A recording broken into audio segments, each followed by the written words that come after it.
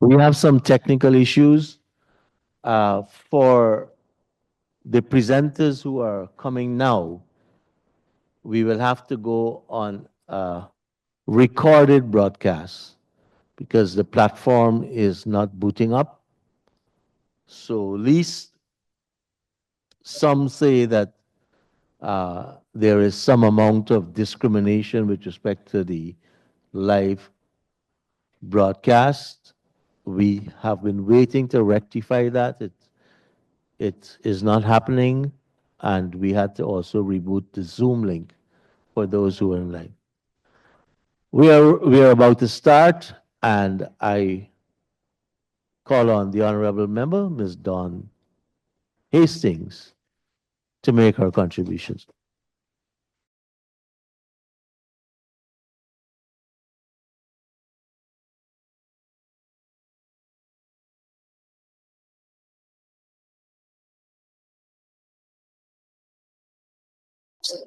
Thank you, Mr. Speaker.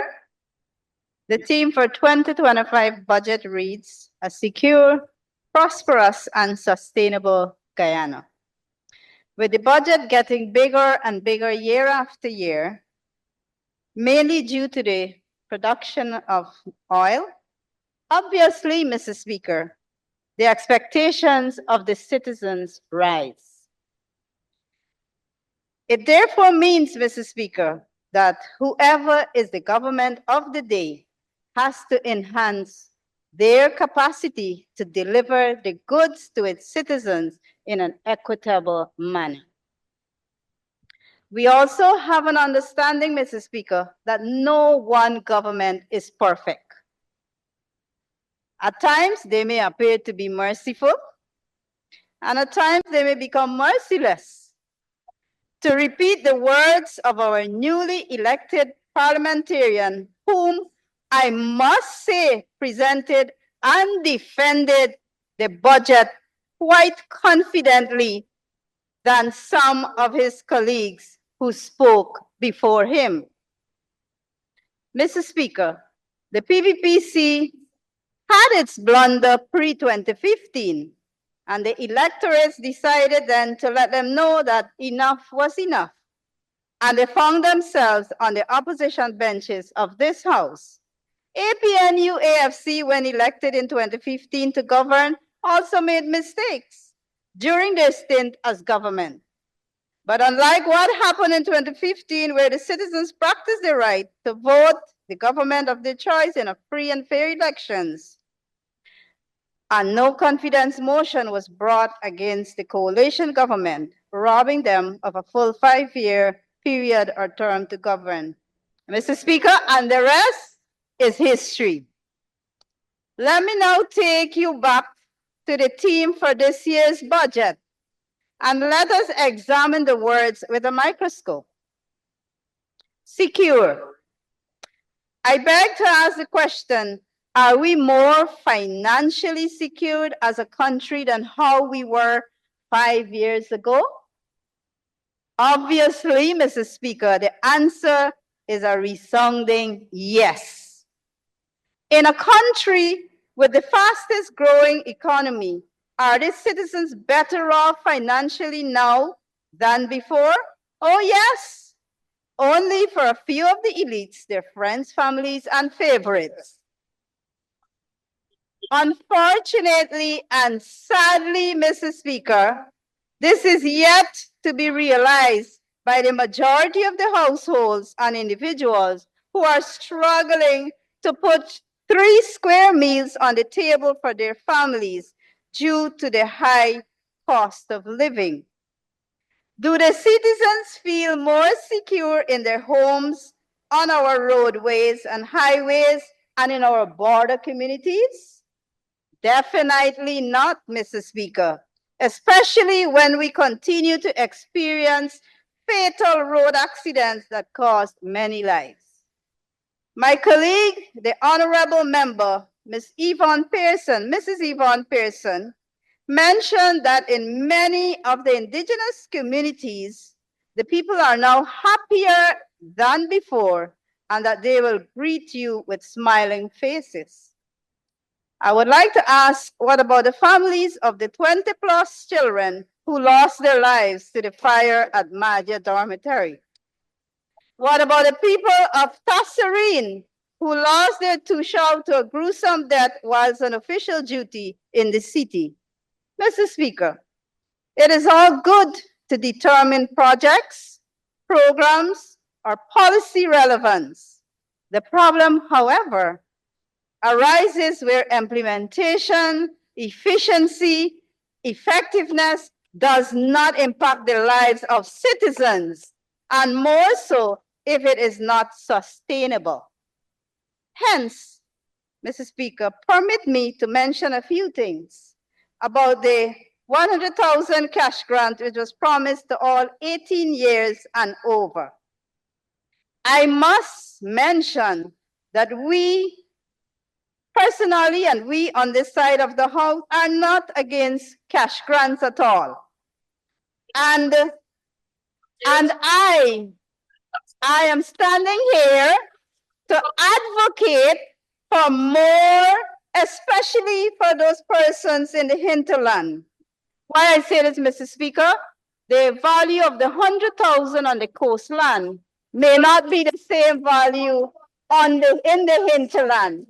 And a typical example, a bottle of cooking gas costs $3,500 to $4,000 for a bottle of gasoline. In Cameron, a cooking gas bottle costs $12,000 to $15,000. It must be noted that it was first announced by none other than His Excellency that every household will receive a one-off cash grant of $250,000. Few days after Mr. Winston Jordan, the former Minister of Finance, suggested that 100,000 to all Guyanese. Be careful. If you don't have evidence, don't talk. $1,000 to all Guyanese of 18 years and over was a more feasible and practicable, 100,000, sorry, and practicable way to go. The nation was told that they will receive it before the year end. Then we were told about the creation of an app. Then it was announced that the pensioners and the public servants will be the first recipients of the grant. Dates were announced for the registration, and we began to see long lines, and chaos broke out at some of the places identified. Mr. Speaker, compassion is not just a choice, but it is a responsibility. Where was the mercy and compassion for the elderly from the so-called caring government? The process was poorly thought of, hence exposed the incompetence of the PPPC government. They did not understand the delivery challenge. They did not understand the delivery challenge. They did not develop a foundation and plan to drive the delivery of the cash grant.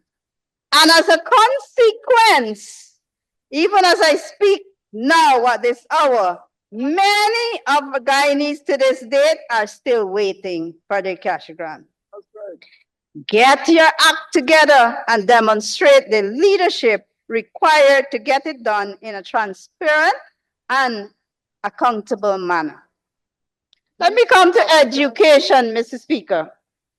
Mr. Speaker, my colleague from the Upper Mazaruni, the Honorable Member Lee Williams, passionately spoke about the Because We Care cash grant and was boldly displaying a chart showing the consistent increase from 5,000 to 10,000, from 10,000 to 15 to 25, and now to $55,000. This is commendable, Mr. Speaker. What he failed to bring to the House was another chart showing us the increased performance or pass rates in math and English at the National Grade 6 Assessment and CSEC for the past 4 years, especially for the hinterland schools. Mr. Speaker, we all will agree that your outcomes must match your inputs. Your outcomes must match your inputs. Mr. Speaker, permit me to quote from a book entitled How to Run a Government So That the Citizens Benefit and Taxpayers Don't Go Crazy by Michael Barker. And I quote, the knowledge of country people like myself and many of us who are in here, I'm sure came from countryside. People, the knowledge of country people developed when livelihoods depended on the vagaries of the weather. Often turns out to be songly based. In the language of the science of delivery, foggy at 7 is a lead indicator of fine weather by 11.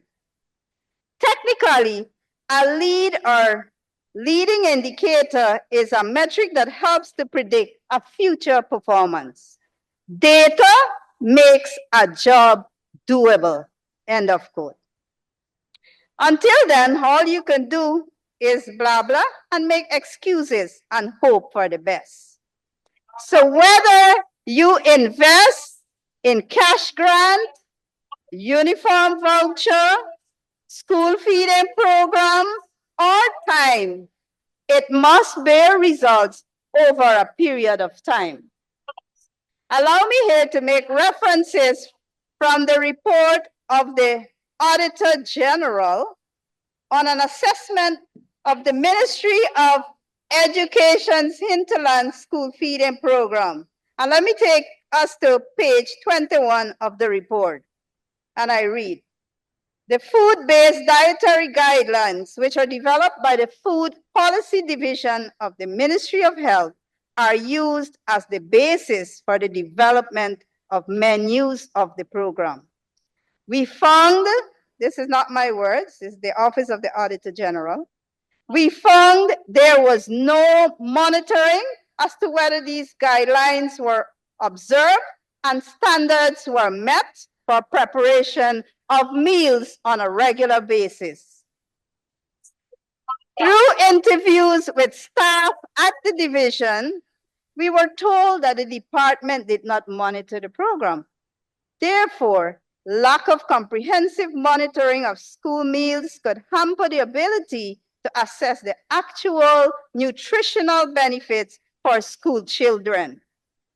The audit office then recommended that the head of the budget agency closely monitor the program to have all weaknesses identified and corrected.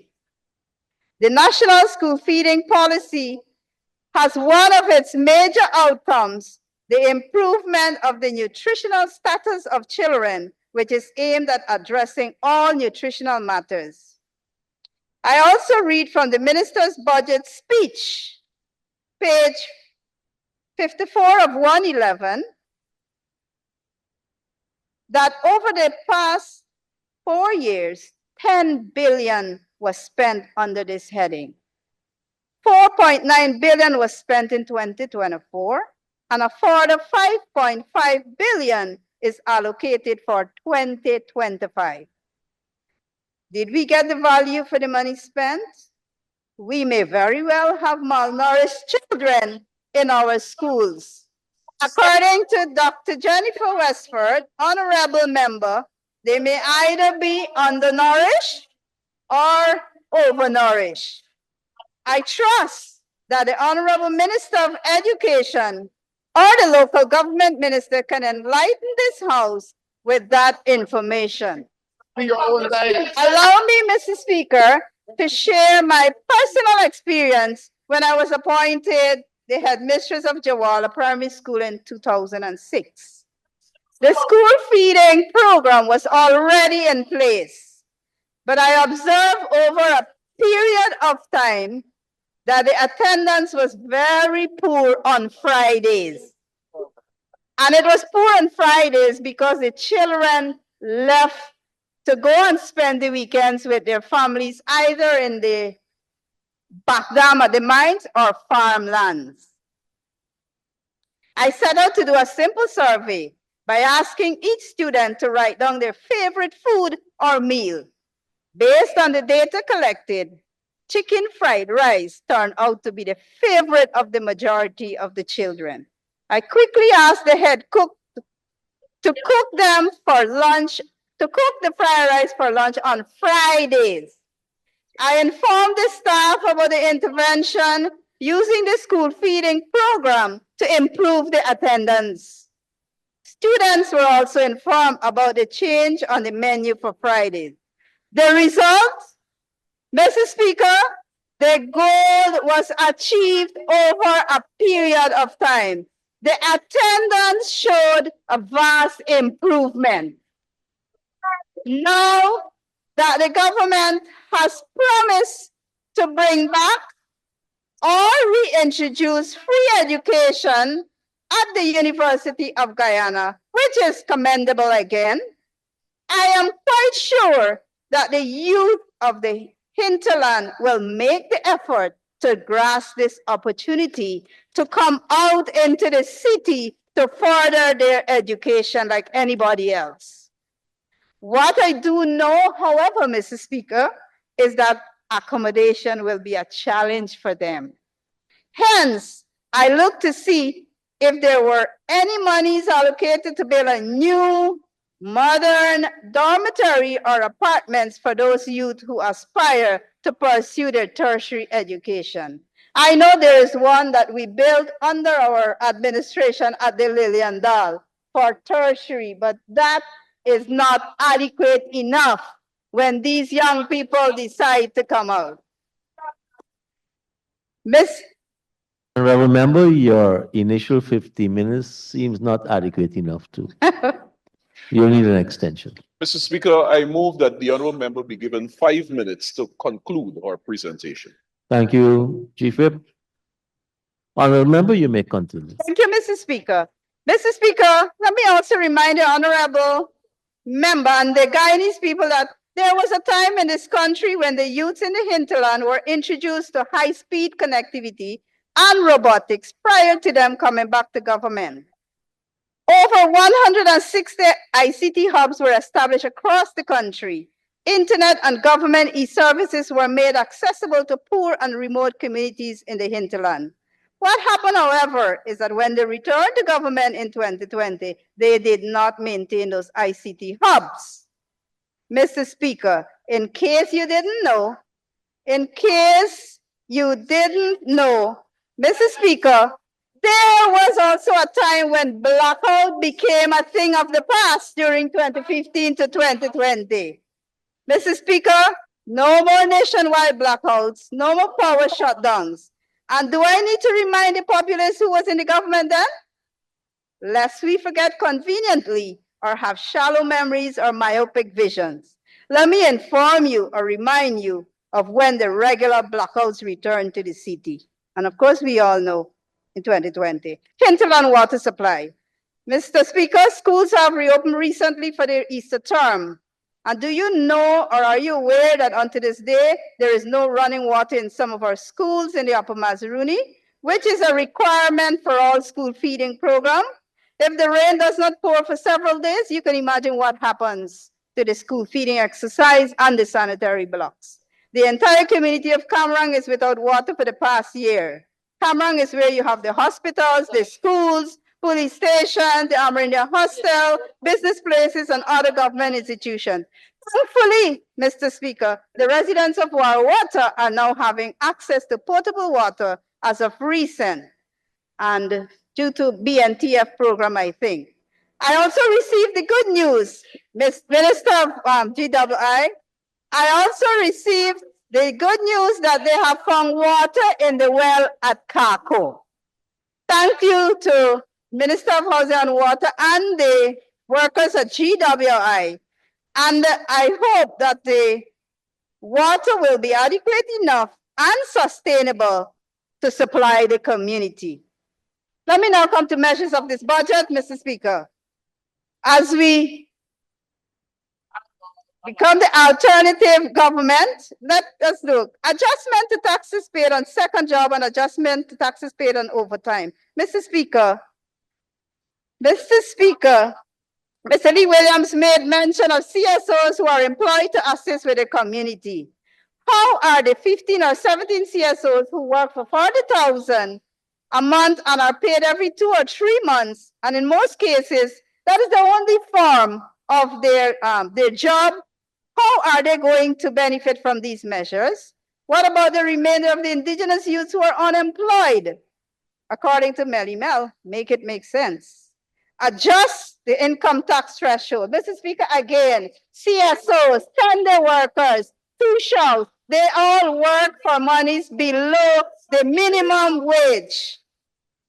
Mr. Speaker, to my fellow Guyanese in and out of Guyana, you cannot change a person or a government who does not see an issue with their actions. You can only change how you react to them. Elections soon come. Before I take my seat, Mr. Speaker, I wish to commend the staff at the Ministry of Finance for staying the course in crafting the 2025 budget, and of course, the Minister with the responsibility of finance in the Office of the President, Dr. Ashni Singh. I also wanted to place some recommendations, Mr. Speaker. One, we would restart consultations on the Amerindian Act within our first year in office. Establish Amerindian Heritage Fund to finance the study and preservation of Amerindian culture, inclusive of language, religion, food, ceremonies, and traditional medicines or remedies. In conclusion, Mr. Speaker, I also want to say to this House, we will increase the stipend for Tushos, councillors, and CSOs, bringing it on par or above the minimum wage of our public servants. I thank you, Mr. Speaker. Thank you very much, Honorable Member. And now for the Honorable Member, Mr. Alistair Char.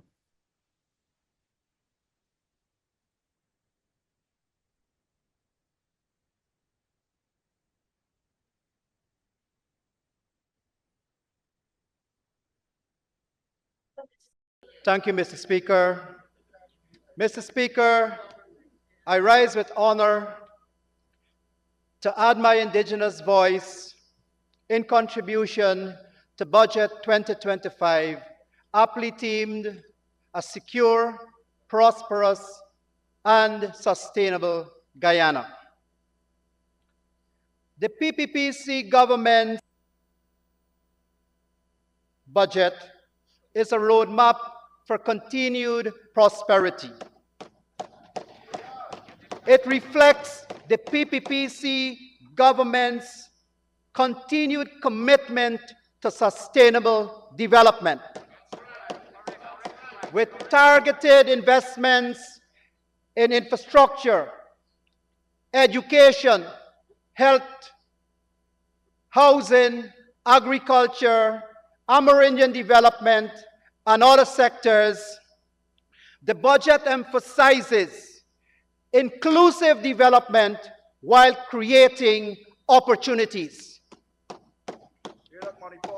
Budget 2025 outlines a comprehensive plan to foster economic growth, enhance public services, and improve the Guyanese citizens' way of life.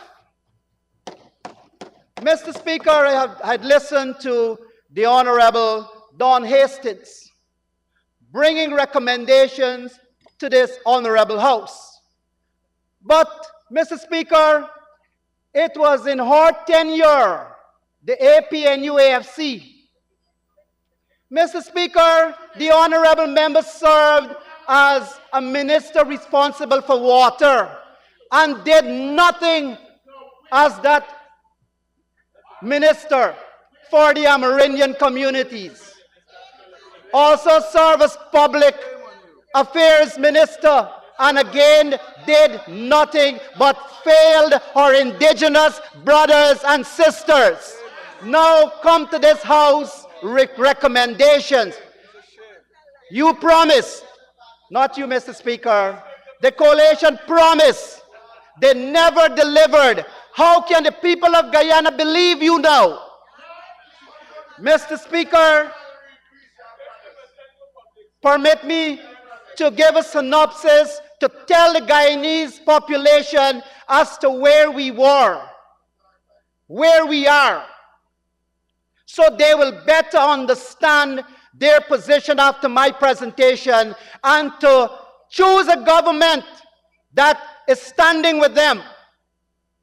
Guyana under the PNC pre-1992, and we must not forget our history. The PNC, under the PNC, the economy shrunk drastically with little to no growth. Guyana was ranked among the poorest countries in the Western Hemisphere. Hinterland regions and Amerindian developed communities were systematically neglected. The country's infrastructure was underdeveloped. It went to deteriorated stage. Poor governance left Guyana on the brink of bankruptcy. Mr. Speaker, above all, rigged elections. Guyana suffered 28 years of dictatorship. Let us not forget your track record. Mr. Speaker, but at the end of every tunnel, there is hope. And people hope for hope. They hope for betterment when they said to you, enough is enough, and voted for the PPPC government from 1992. Mr. Speaker, that was then the birth of democracy. The PPPC revived the economy after the collapse under the PNC, achieving consistent economic growth year after year. The PPPC reduced national debt, significantly maintaining fiscal discipline. Mr. Speaker, the PPPC government improved access to water, telecommunication, and energy across rural and hinterland regions. Mr. Speaker, the PPPC government improved healthcare delivery by constructing hospitals and health centers across Guyana. The PPPC government launched housing programs that provided thousands of Guyanese with affordable homes. The PPPC government diversified the economy by expanding agricultural, mining, and tourism sectors. Mr. Speaker, let us not forget that the PPPC introduced the low-carbon development strategy to align environmental protection with economic growth. Mr. Speaker, the PPPC strengthened democracy through regular, free and fair elections. The PPPC elevated Guyana's reputation globally by promoting regional and international cooperation. But all these gains that have been made, Mr. Speaker, from 2015 to 2020, Guyana was on the path of reverse mode under the coalition. The coalition government did little to no land titling. The Honorable Member Don just spoke about the revision of the Amerindian Act since 2015. That was the Honorable Member's mantra. Had did nothing, but the good news now for you, Honorable Member, is that the PPPC already started the consultation of the Amerindian Act. The APNUFC discontinued the CSO program, whereby dismissing 2,000 youths. That's your track record. This continued because we care cash grant that give parents, especially in the Amerindian areas, financial boost. Mr. Speaker, the AP and UFC parked the solar system electrification project. Mr. Speaker, lest we forget, the AP and UAFC established a commission to investigate Amerindian lands. And that was when one of their members said that the Amerindians were avaricious and they should not benefit from the oil wealth because they want more lands. And the honorable member sat in government and did not say anything, did not tell her government that is wrong what that honorable member had said about the Amerindian people. Mr. Speaker, the AP and UFP disposed the LCDS program, which aimed at supporting hinterland communities, and replaced it with the Green State Development Strategy that brought no benefit to the Amerindian people. That is your track record. Not a secondary school was built in the hinterland communities to further universal access to education. None. Mr. Speaker, the AP and UFC neglected health infrastructure, imposed hardship taxes on Amerindian communities. Mr. Speaker, the AP and UFC stalled the hydro project, took away the disciplined forces 1 month bonus. And it comes back to what the Honorable Member Henry said, that we didn't have oil money, so we could not have do what you're doing. But you took away all these from the people. What did you do with the money? But we saw where the money went. You were the fat cats under your tenure. Fatten yourselves with the taxpayer dollars and did nothing for them. And that is why you are on that side. Let us not forget, Mr. Speaker, the AP and UAFC lost the no confidence motion on the 21st of December, 2021. Defeated. Mr. Speaker, as Geographic Member of Parliament with the responsibility for Region 9 in this August House, I turn my attention to tell the opposition and the people of Guyana what the PPPC government did for the people of Region 9. Historic spending and allocation under the PPPC government. From 2025, Region 9 is set to benefit from a total budget of 7.08 billion, Honorable Henry, the largest allocation yet. Region 9 development, community support officers expanded from just 75 officers in 2020 to 839 by the end of 2024, outnumbering the HAZE program, creating jobs and empowering villages. CSO stipends were increased from 30,000 to 40,000 in 2024, with over 1.1 billion paid out since 2020. For your information, carbon credits, a remarkable 1.132 billion was transferred from 2023 to 2024 to support village economies, inclusive of your Chulinab village where you reside.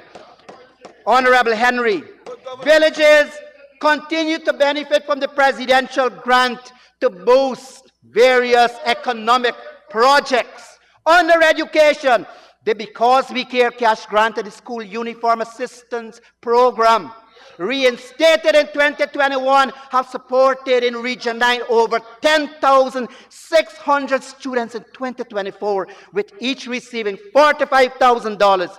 These programs have pumped 1.394 billion into the region since 2020, and come 2025, each school child will receive a whopping $55,000. Teacher training program, we have seen 263 teachers equipped between 2020 to 2024, never like before. construction with 17 already completed in areas such as Crashwater and Mokamoka, to name a few. Upgrades and maintenance of all schools across the region have ensured better learning environment to the children of Region 9. And we have the dispensable Honorable Minister of Education all these projects and ensuring that it is delivered on the health. Health centers and posts in more than 30 communities have been upgraded with telemedicine services now available in remote areas to bring health closer to the people for the very first time. A milestone is the US $331.1 million upgrade of the Lethem Hospital, significantly improving healthcare in Region 9 alone. Progress. Mr. Speaker, infrastructure development, over 1,200 kilometers of roads in Region 9 have been constructed or rehabilitated, connecting key areas like Lethem to Aishalton and Karasabay to Yoramparo. Community roads were built in almost every village, making transportation safer and easier. Lethem Aerodrome has been rehabilitated and the hydro plants constructed and already commissioned at Mokamoka and Kumu, promising sustainable energy for the region. Mr. Speaker, a new housing development is underway in Lethem to provide better living conditions or options for families. 41 wells were already drilled across communities like Aishalton, Shulenab, and Shia, improving access water for thousands.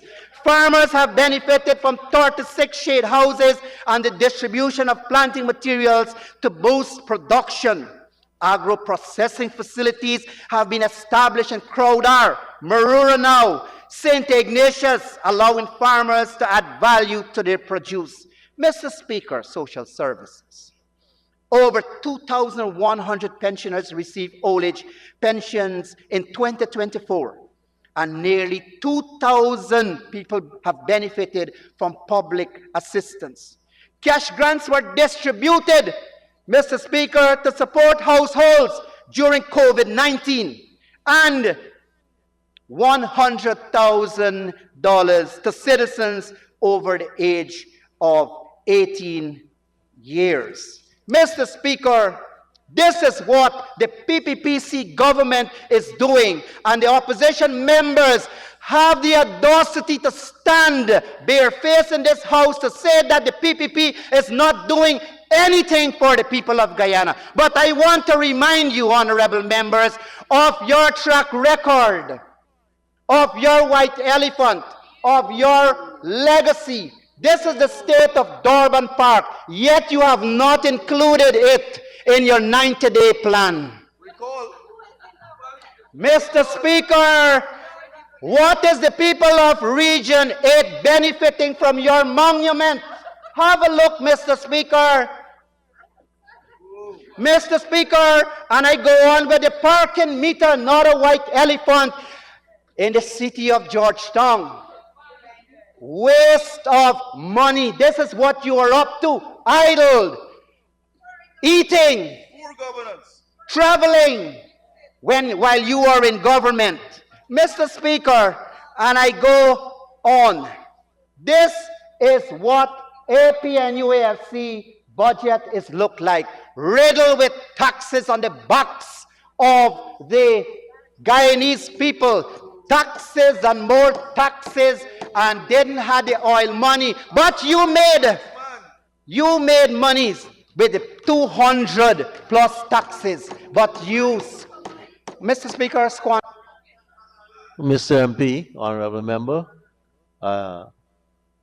I noticed that you had something that conforms to what the Honorable Ramjatan said, erection to resurrection. You need 5 minutes to continue.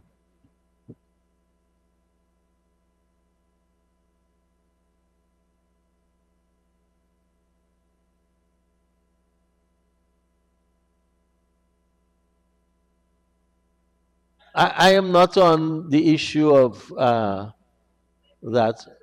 I am on the extension of time. Apologies, Mr. Speaker. You were too high-fruiting for me. I didn't get it.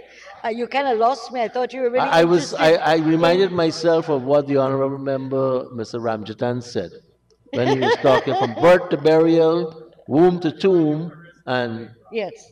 I'm afraid that went over my head at that point, but I wish to ask for 5 minutes for my colleague to conclude his very good presentation. Thank you. thank you, Mr. Teixeira. Thank you, Mr. Honorable Speaker. members, please continue. APNUAFC broken promises made to Guyana. And here is it, Mr. Speaker. Empirical evidence for the Guyanese people to see. But what we promised in 2020, promises fulfilled. Promises fulfilled. Honorable members are now enjoying the 100,000 cash grant. Mr. Speaker, what they promised in 2015, lower taxes, jobs for all, housing, free education to help the traditional productive sector, transparency in government high on the agenda, better health care. But what Guyana got? Over 200 additional taxes and fees, over 30,000 jobs lost, no new house lots, redistributed lands to friends and family, 35% increase in university fees, all on the decline under your tenure. Sugar, mining, forestry, rice, bauxite, rampant, the C word. Increase in infant and maternal mortality. This is your track record. This is it. Now you come to promise the people. Who will believe you? Mr. Speaker, this budget is more than a compilation of numbers. It says volumes of what we stand for in government, what we are in service to the people, and how we consider our stewardship for Guyana's future. This budget is a chronicle of perseverance, development, and undying commitment of our country, wherein every citizen should get a chance to have a better life. Guyana have seen the PPPC government has been able to achieve the way the committed investments have transformed communities and connected regions by raising lives, jobs for our young people, better schools for our children, better health care for families throughout every corner of Guyana. The budget continues the work of taking hope and opportunity to those that once thought of themselves as forgotten. And let us not forget, Mr. Speaker, hinterland and Amerindian communities, as these investments in hinterland villages breathe new life into our communities. These are moments that policies, but the bridges, schools, wells, and programs that give our people the life they deserve right where they live. This is what leadership feels like. No one is left behind. Mr. Speaker, this is a moment for unity, not division. To support this budget is to support the dream of every farmer, every student, every owner of a small business, and every family who relies on us to get the job done. It is to vindicate the faith that the people have entrusted in us to make life better for them. Let us not allow politics or indifferences to cloud the bigger picture. This is about Guyana, our dear loved Guyana, and its bright future. I urge every member of the opposition of this House to set aside the differences and come together to pass this budget, not for us, but for the people we serve. Mr. Speaker, with this, I commend the PPPC's 2025 budget for its passage. And I thank you, Mr. Speaker.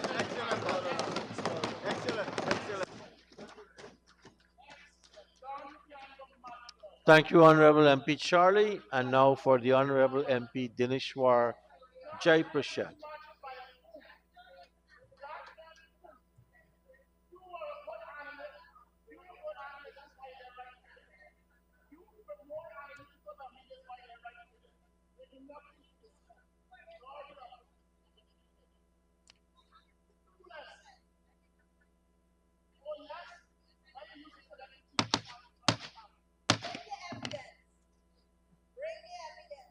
Thank you very much, Mr. Speaker, colleagues, this honorable House. President, good afternoon. To make my presentation today on Budget 2025, it's an honor to be given the opportunity to present my portion so that adjustments can be made to Budget 2025 and the Guyanese population can be able to enjoy the benefits of our many resources.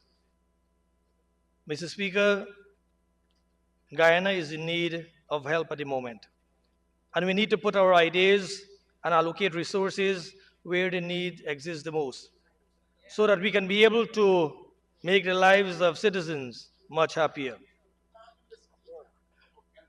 Mr. Speaker, the needs of our population are growing every day, and the needs are growing because of the high inflation and high cost of living. Mr. Speaker, the composition of a budget requires consultation with all stakeholders. And I want to repeat that, Mr. Speaker.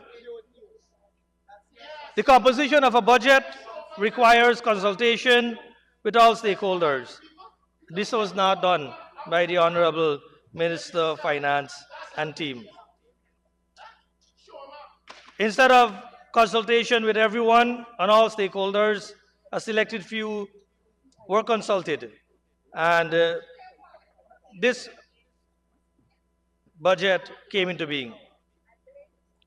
There is need for revision and addition to this 2025 budget so that we can put systems in place to help the people in Guyana who need help genuinely. As I look at labor, Honorable Speaker, there are a few points that I want to raise today so that consideration can be given so that our workers in this country can be able to be represented better than the way that they are currently.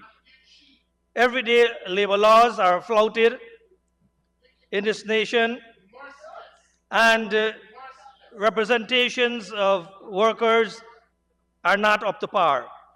Mr. Speaker, let us begin with the figures allocated in this 2025 budget of $1.318 trillion to the Ministry of Labor. 1.318 trillion being the total budget, but 1.235 billion being allocated to labor, 0.1% of the budget. Mr. Speaker, Ministry of Labor is a very important ministry in this country, and it requires proper representation for our workers. We see what is happening in the private sector and the public sector as it relates to place of work, salary, benefits, and to allocate 0.1% of the total budget to the Ministry of Labor is far from what is expected. Mr.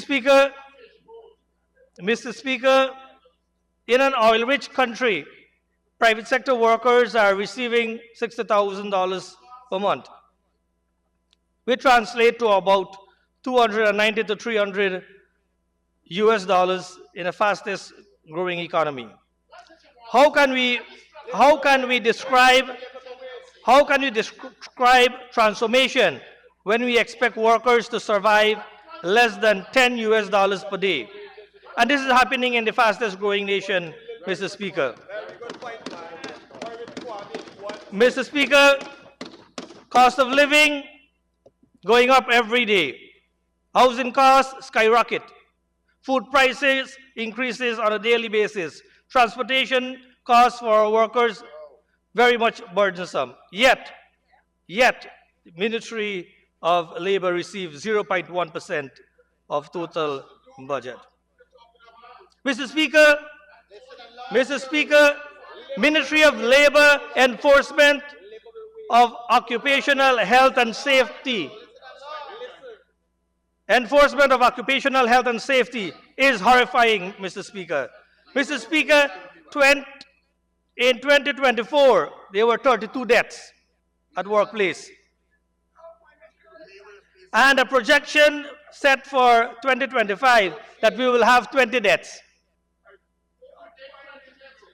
Mr. Speaker, it should have been indicated that we will have no deaths. But because we are playing with the figures, we generate a number to say that 20% will die due to a lack of proactive thinking and execution in 2025. Labor inspection will reduce in 2025 from 3,131 to 2,800. Child labor sensitization activities cut from 52 to 25. Collective labor agreements expected to drop from 34 to 10. Mr. Speaker, we are having many foreigners in Guyana. And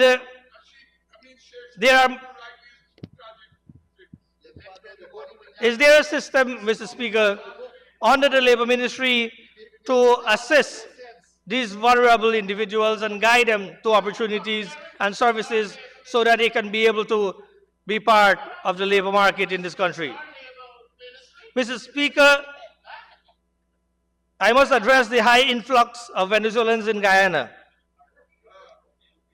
And it is estimated that about 40,000 Venezuelans migrants are in Guyana and are working in the private sector, mostly construction, chicken farm, security, agriculture.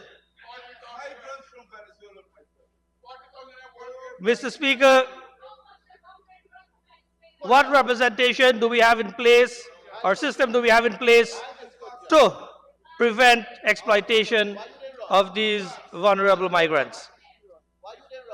Mr. Speaker, the Ministry of Labor needs to put in place a maritime school. As of now, we have our seamen at the moment who need to have certification, and they have to go to Panama to get the certification. Why can't the representation be made so that we will have a maritime school so that we can represent? Mr. Speaker, we are talking every day about the shortage of workers. Mr. Speaker, Guyana is in serious problem as it relates to the shortage of workers, and the government of the day is not doing anything positive to rectify same. So we need, Mr. Speaker, about 1,500 health workers. We need about 1,000 police, about 1,000 GDF, and Mr. Speaker, another 1,500 general public servants. Mr. Speaker, the suggestion is,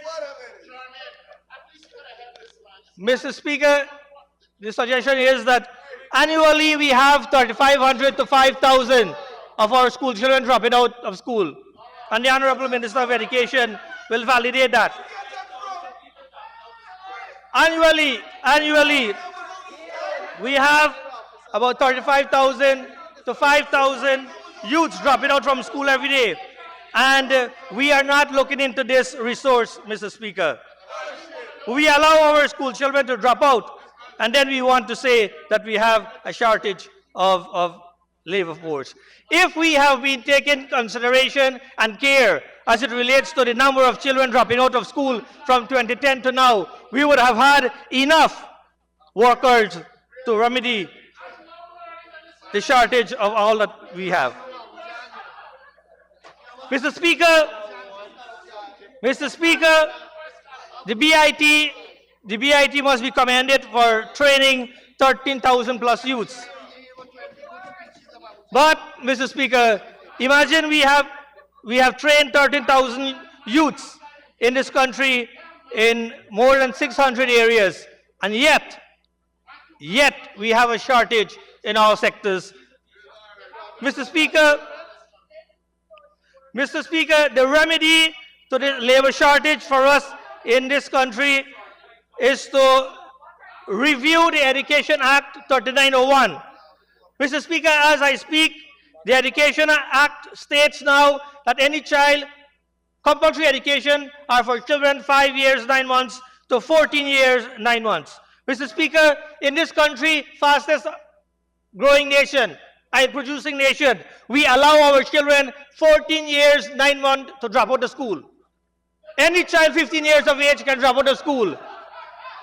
The suggestion is, Mr. Speaker, that we come to this honorable house and bring a legislation, bring amendment to the Act of 1980, the Act of 3901, sorry, so that we can be able to have our children in school until age 16.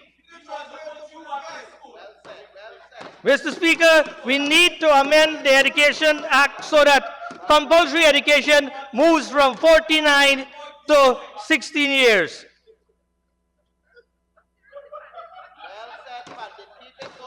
Mr. Speaker, as it relates to labor, Mr. Speaker, in the cooperative republic, age for retirement is 55 for general public servants, or 33 and 1/3 years, or 50 voluntary. Mr. Speaker, what we have observed that many of our public servants transit pathway before reaching age 55. Mr. Speaker, the proposal here is that we pay the gratuity. We pay the gratuity to all public servants on 3 installments. 1, 11 years, 22 years, or 33 and 1/3. Mr. Speaker, we must not hold workers until 33 years, then to give them a gratuity. Mr. Speaker, after 11 years, we give them 1/3 of whatever they are entitled of. 22 years, we give them 2/3. And if they so desire to serve until 33 and 1/3, we give them the pension. Mr. Speaker, what is being observed in the country, Mr. Speaker, that many of our public servants wait to build a house and purchase a vehicle after they retire. But we are proposing, Mr. Speaker, that when you give them 11 years, 1/3, 22 years, and 33 years, 3 installments, you are able to have more from the workers.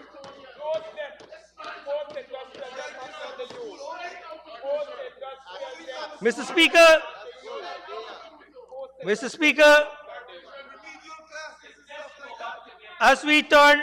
as I turn my attention to Region 6,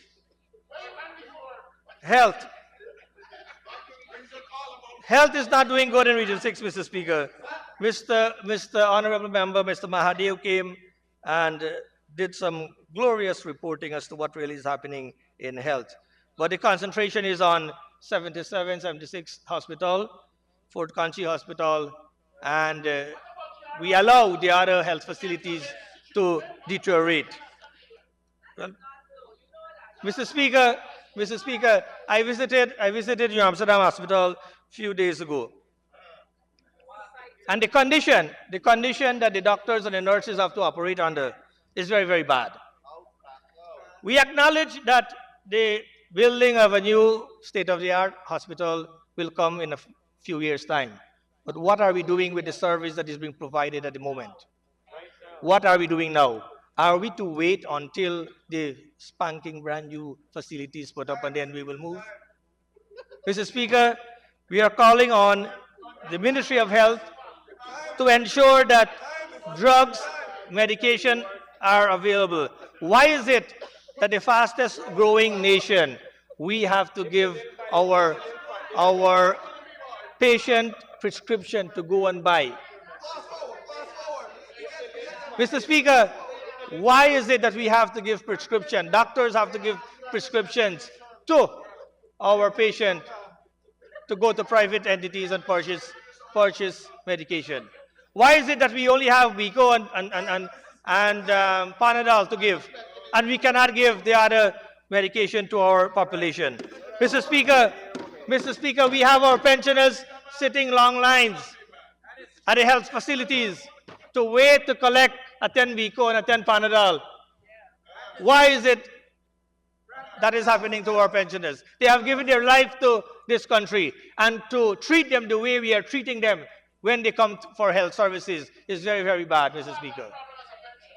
Mr. Speaker, we need to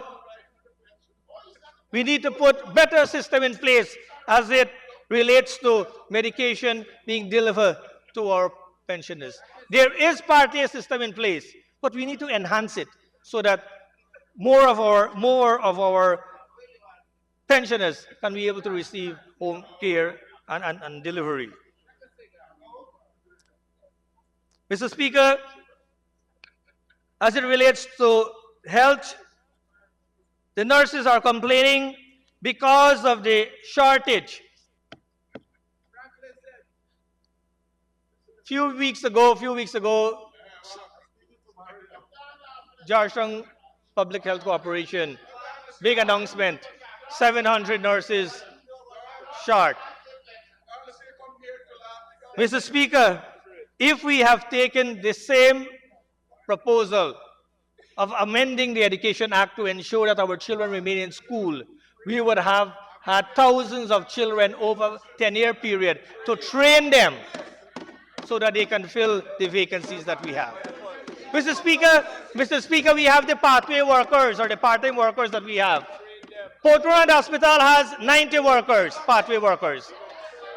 How many systems we have in place to train these individuals, grade them out according to their skills and their qualifications and their capabilities and their interests, and put them into the system so that they can be able to generate service to our population? Let's generate some more time for you with an extension. Mr. Speaker, I do move that the honourable member be given 5 minutes to conclude his presentation. Honorable member, you may continue. Thank you very much, Mr. Speaker. Mr. Speaker, the nurses, the medical health workers are asking about salary that will keep them and attract others. They are asking about better training and condition. They are asking for translators, Mr. Speaker. Mr. Speaker, we have a lot of foreign doctors. We have a lot of foreign doctors speaking not English, and they have to communicate with our population. Mr. Speaker, we need to computerize the biodata for our patients so that if they leave Port Moresby and come to New Amsterdam or come to the East Coast or come to Georgetown, we can be able to track them.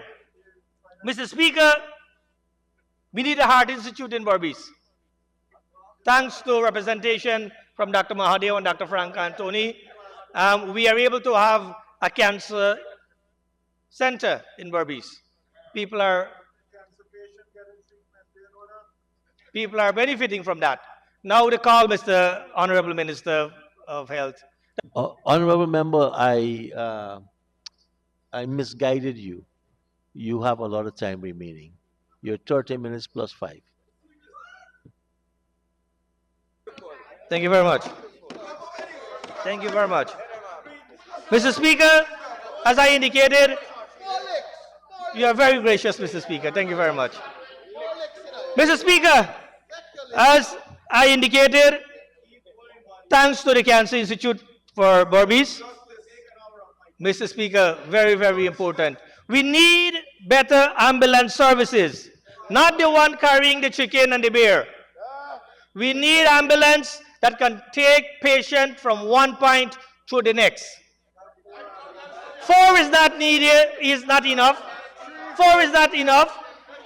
We have a big region. Even if Abdu had 0, what are you doing now? Because Abdu had 0, you have 4 and you are justifying. Is 4 enough? Mr. Speaker, Mr. Speaker, Mr. Speaker, for the records, I am suggesting that we have a better ambulance services in the region so that we can be able to have, Port Moran must have their own Blackbush, Skeldon, and New Amsterdam so that they can be able to work and attend to this service. Mr. Speaker, I turn my attention to education.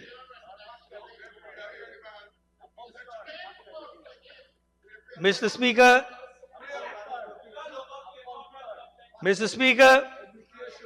education is very, very important. The Honorable Minister is there and she will agree. For us to be able to have growth and development, and to compete with the other nations, we must be able to have a sound and proper education service. Mr. Speaker, with the amount of money being allocated to education, the results are far from what we expect.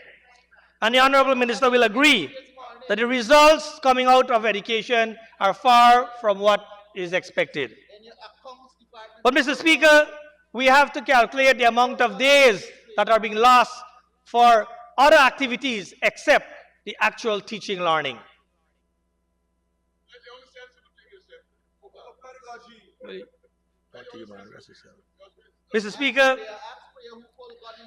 Mr. Speaker, I want to implore on the Minister of Education, the Minister of Finance, the Minister of Local Government, that all contracted works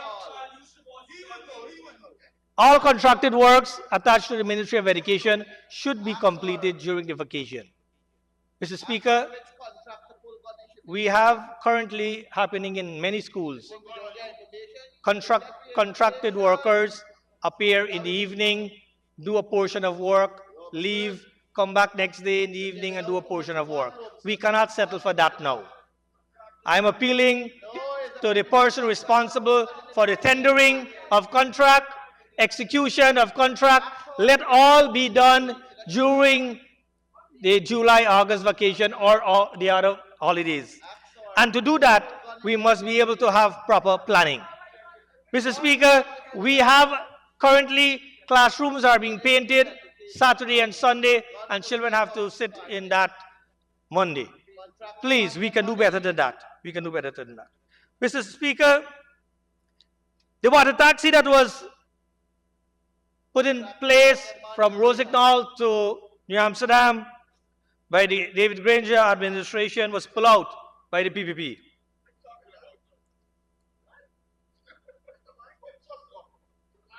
Mr. Speaker, the water taxi that was placed from Rosignol to New Amsterdam to transport our school children free was pulled out. Mr. Speaker, it costs a parent $600 a day to send his or her child from West Coast to New Amsterdam. APNU AFC had free water taxi service. We have school everywhere, but they still have to pay to go to school. So, Mr. Speaker, we are giving $55,000 to the children. But here what happens? A child from Rosignol pays $600 to go to New Amsterdam. $3,000 a week. That's $117,000 a year. And you are compensating them with 55. Mr. Speaker, Mr. Speaker, I am saying that we had a system in place to relieve the high cost of living. But the PPP administration pull it out, put poor people more on the strain. Mr. Speaker, we have children traveling from Corriverton. Very much. We have children traveling from Corriverton to New Amsterdam. $2,000 a day. You who sitting over there, your children don't pay the cost to go to school. You know what happened? Special VIP taxi, an SUV. For the poor people children, a child living in Corriverton pays $2,000 to go to New Amsterdam Multi. We subsidize it $300. How much you subsidize it? Put it to 500. You're talking. Mr. Speaker, we are not providing a service, public transportation for our children from Corriverton to New Amsterdam. A child pays $2,000 a day, $10,000 a week, Mr. Speaker. $390,000 academic year. You cannot put a child where you want to put a child. Wherever the child got a score to go, the child must go. Where zone, we don't zone. Mr. Speaker, Mr. Speaker,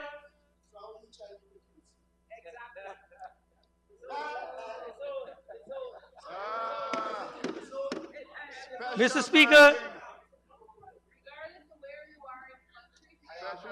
Mr. Speaker, I wish to propose, Mr. Speaker, that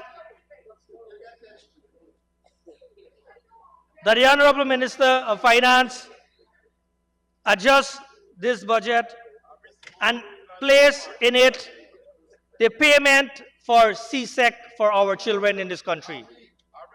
Mr. Speaker, we are giving free education through the goal. We are giving free education, yet to give free education to UG. We are giving free education at CPCE, and we are sponsoring children to study overseas. But our little children at secondary school, grade 11, Form 5 students, have to pay to write CSEC. Mr. Speaker, this is unfair. This is unfair. We are appealing to you, Mr. Speaker. I am appealing to you as member of the opposition that adjust the 2025 budget and ensure that all children writing CXC, CSEC, 2025 and beyond, the state will pay for them so that they will help the parents. Mr. Speaker, the subsidies is not enough. Pay full cost for all the children so that they can be able to write. Mr. Speaker, when that happens, Mr. Speaker, there will be increased access to education, promote equity, improve national development, social benefits, boost academic performance, economic benefits, and most importantly, strengthen our national identity to commitment to education. Mr. Speaker, for us to be able to tackle all the social ills, we must be able to first ensure that our children have a sound, a proper education.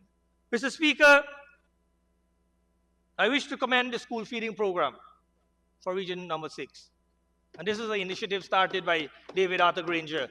I am happy that the government of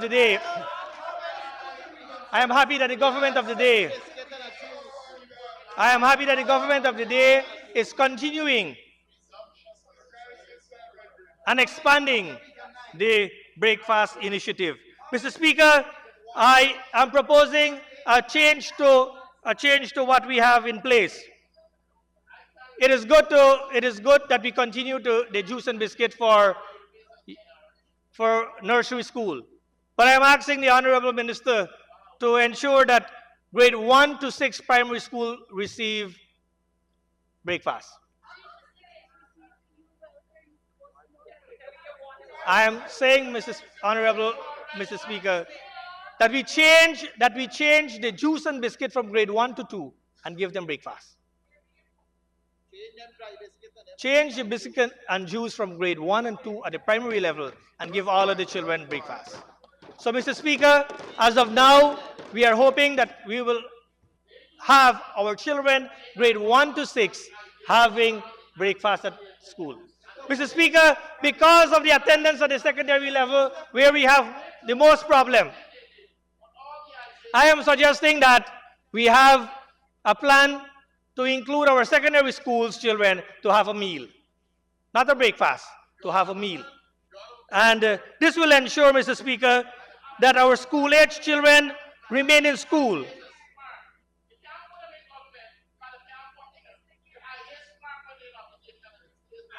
Mr. Speaker, I am saying this because the school feeding program, there is enough money, Mr. Speaker, in the national budget to ensure that children receive even at the secondary level.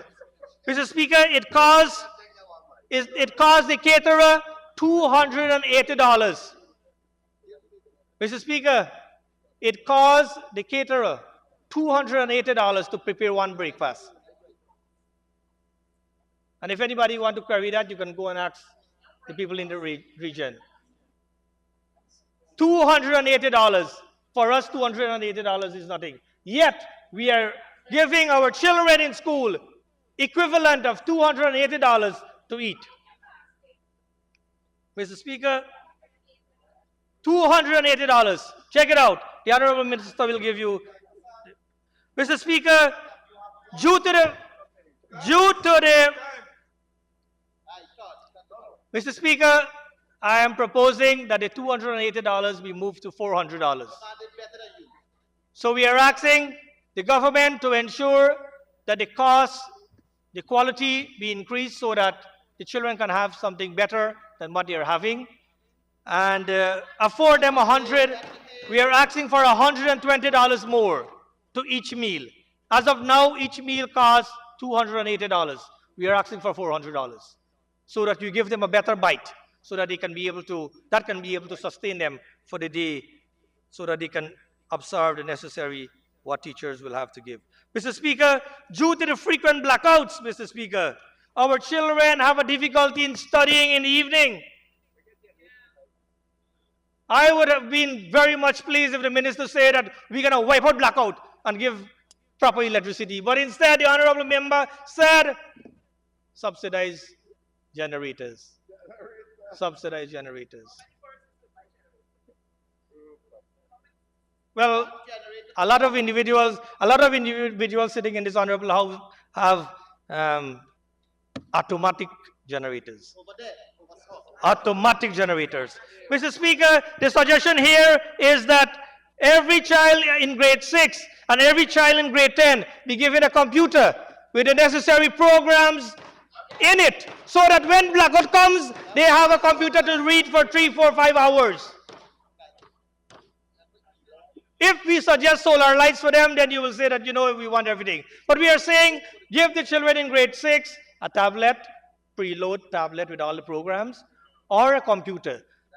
Grade 10 or 11, preload gadget, so that they can be able to use it and study at their time.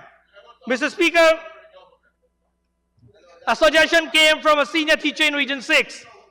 A senior teacher in Region 6 said that let the Ministry of Education utilize resources to empower NSERD to think and act quickly so that we can be able to restore and activate proper education delivery. Now, honorable member, you need that 5 minutes extension.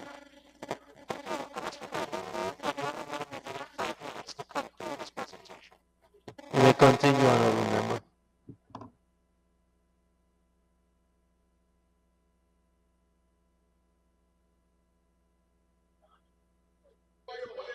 Check.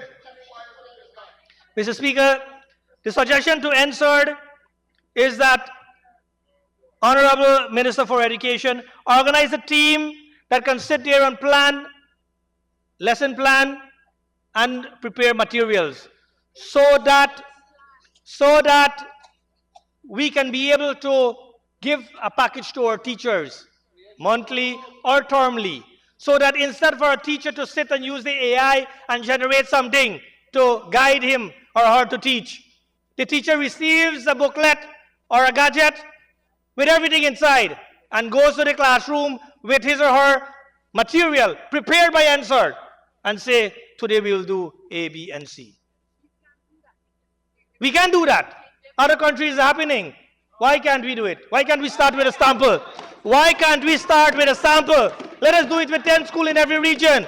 Or let us do it with 5 schools in every region. And we see the progress and then we move towards. We can't say that we can't do it, Honorable Minister. We can do it. We can do it. We can do it.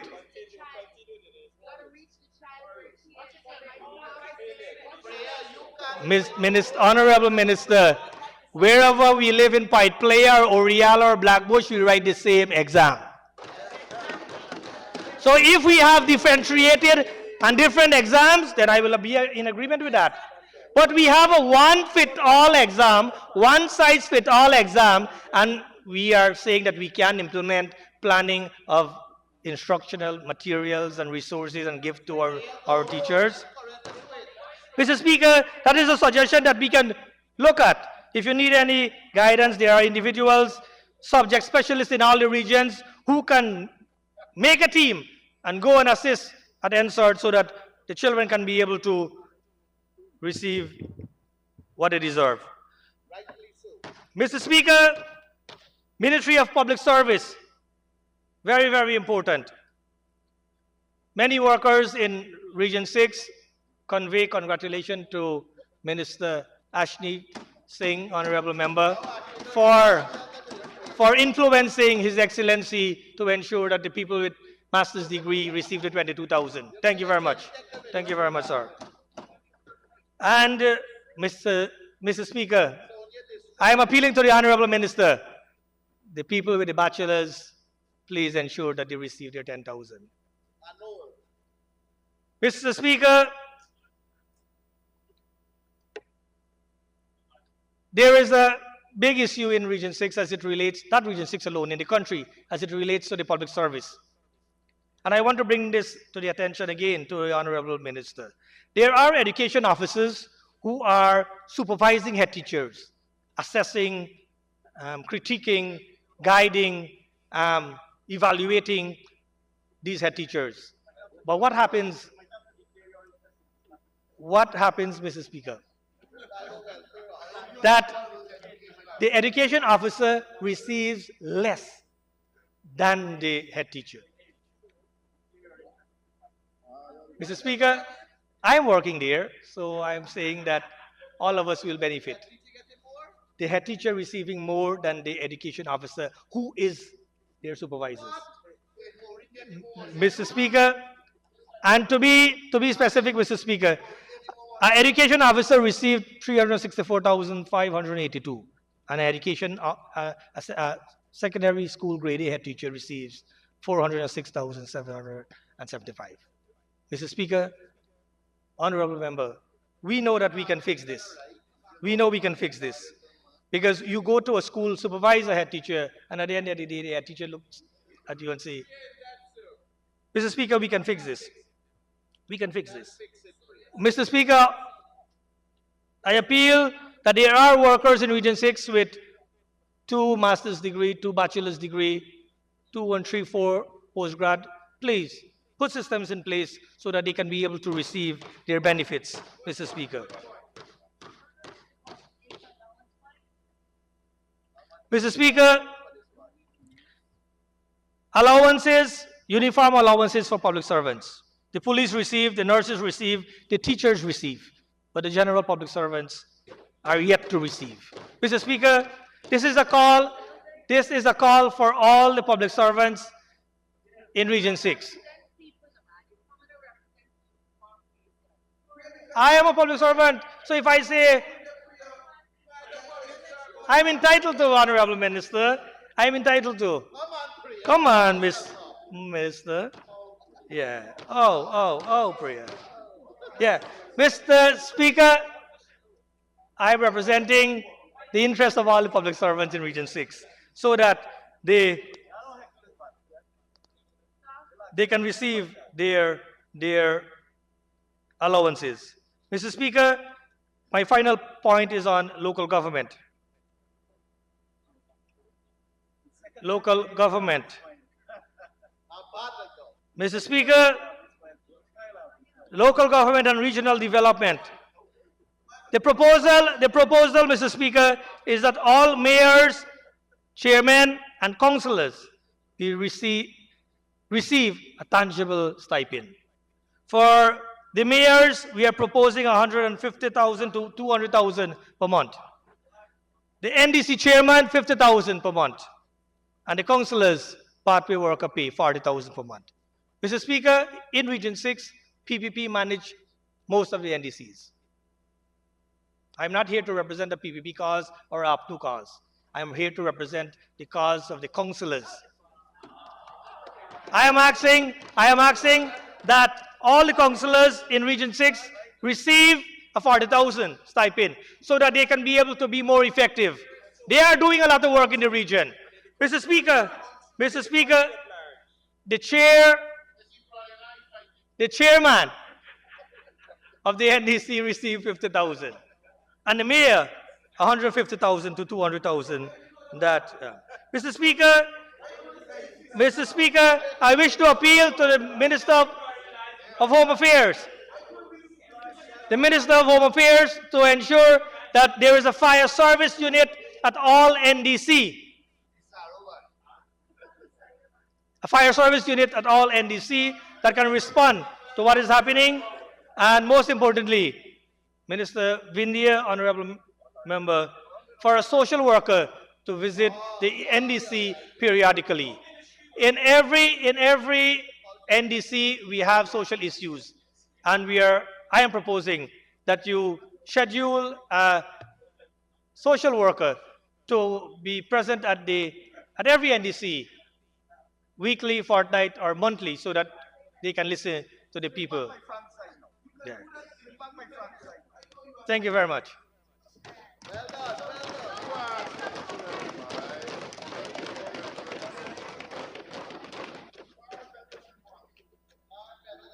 Thank you very much, Honorable Member, Mr. Jaiprashad. Now for the Honorable Member, Mr. C. Paul Narain.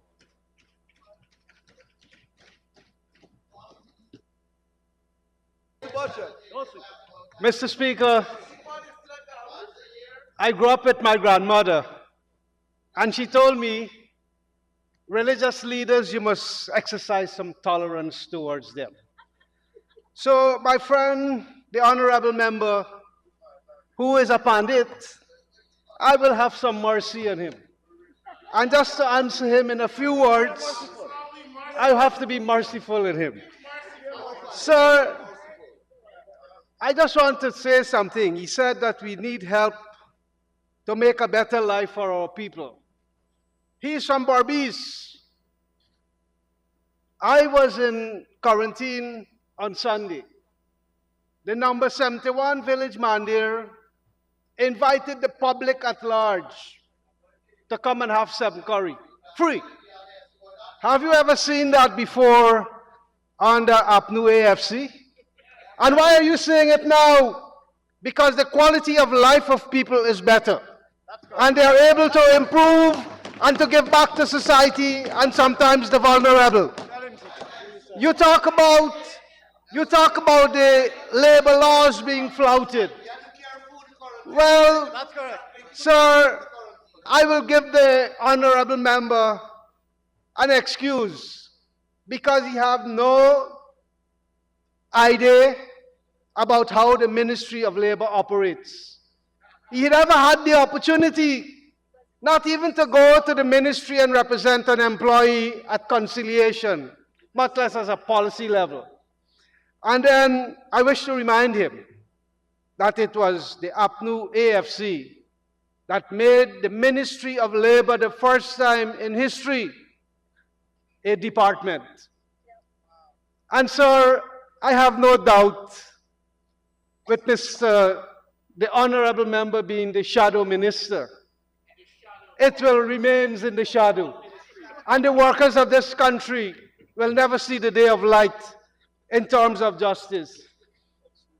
Sir, you know, I sympathize with him because he wasn't listening when Minister Hamilton pointed out what the Ministry of Labor is doing. How many people we have trained and the labor offices we have all across this country with staff, not only desk and furniture. So I will not belabor my time too much on him, Mr. Speaker. I wish to begin my presentation by congratulating my colleague, the Honorable Dr. Ashni Kumar Singh and his team.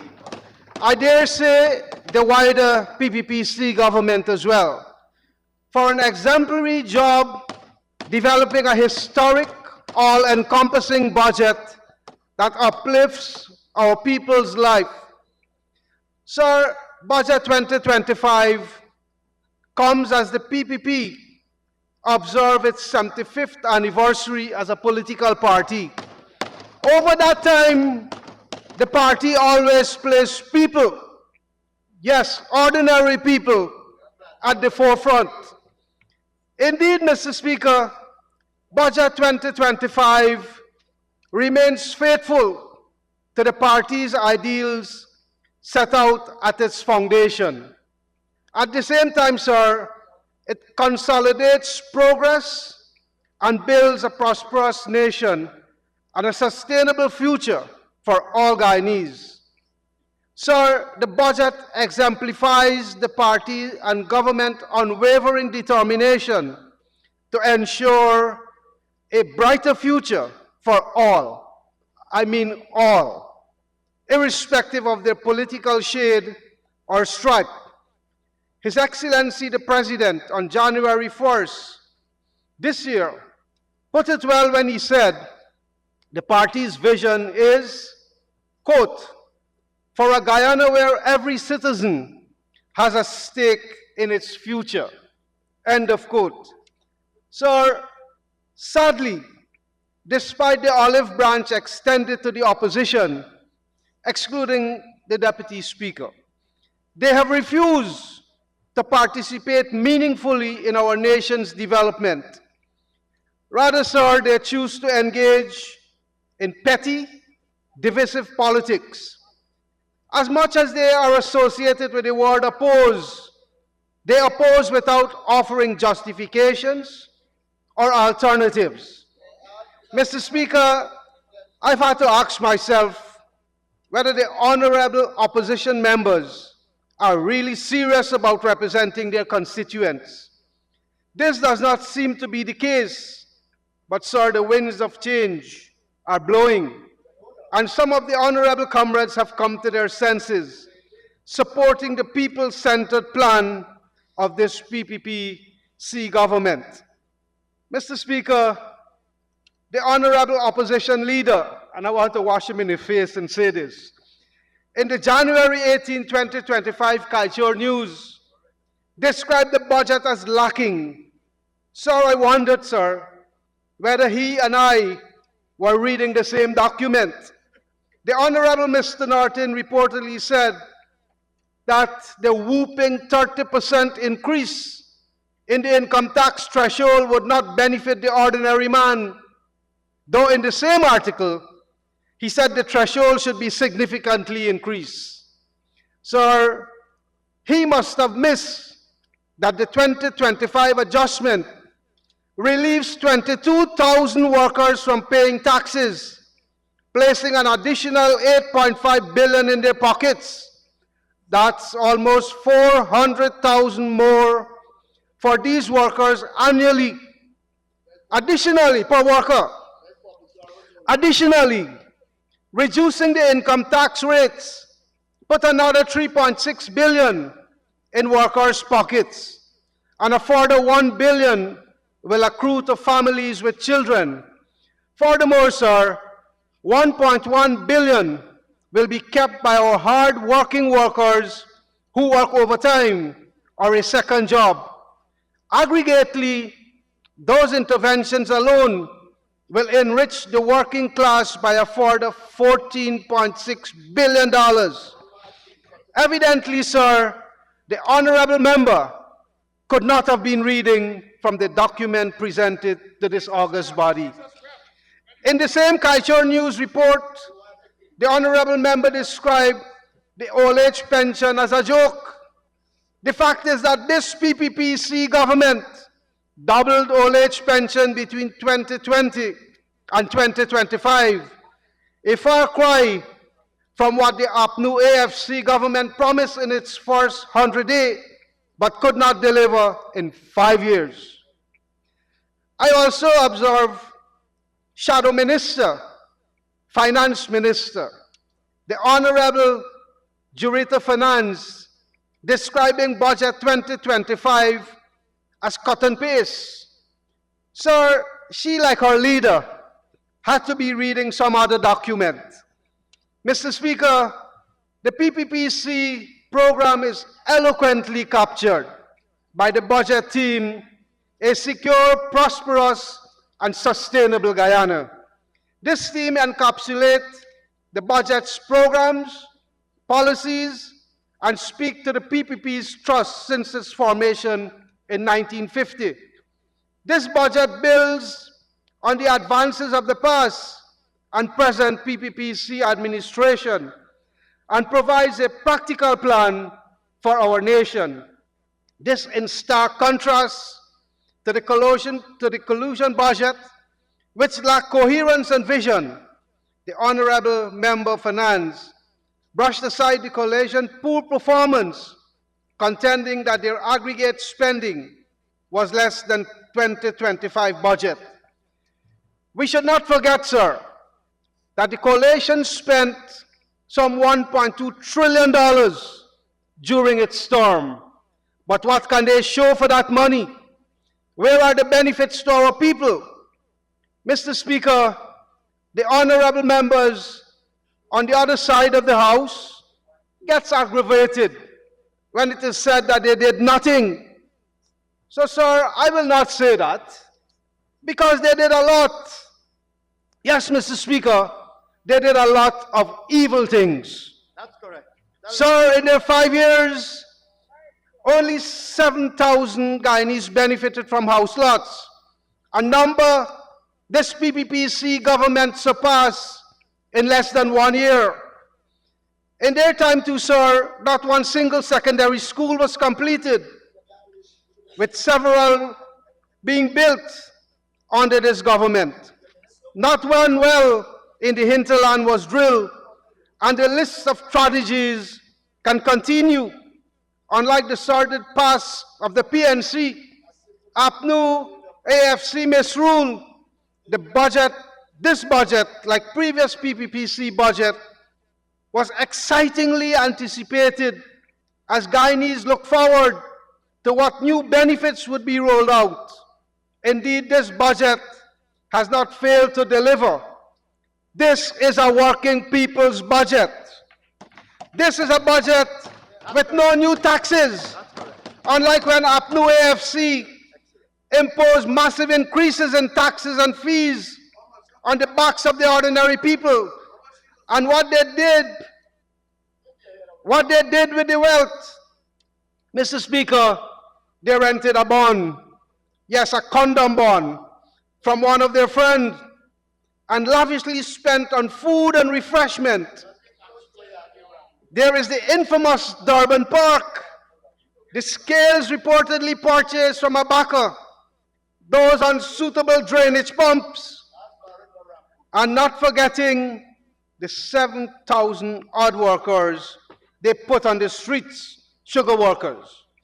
Sir, they use every opportunity to pinch from the treasury. I use the word pinch, sir, because I cannot use the unparliamentary word to properly describe their actions. Sir, it is not about how much you spend or did not spend, but it is how it was spent. Without hesitation, Mr. Speaker, I say that the PPPC administration, past, present, and no doubt future, have and will remain allied with the people, putting their interests above all. The PPPC is spending to ensure that greater development reaches all Guyanese. In drawing a contrast, Mr. Speaker, I wish to point out the following. In 2019, the education sector was allocated 53.2 billion. 2025, 175 billion. 229% increase. Health sector, 2019 allocation was 35.9 billion. 2025, 142.3 billion. 297% increase. Housing in 2019, 1.7 billion allocated. 2025, 112.6 billion. 6,523% increase. And water in 2019, 2.9 billion allocated. Allocation in 2025 is 23.1 billion, representing 696% increase. These numbers tell a story. They are a clear demonstration of bettering our people's lives and ensuring that the nation's wealth is used judiciously. New hospitals and schools are being built, and roads and bridges are being repaired and rehabilitated. Government services are expanding. Life is becoming easier, and the Guyana we dreamt of is quickly becoming a reality. That's correct. Mr. Speaker, workers in particular have not been excluded from the whirlwind of activities.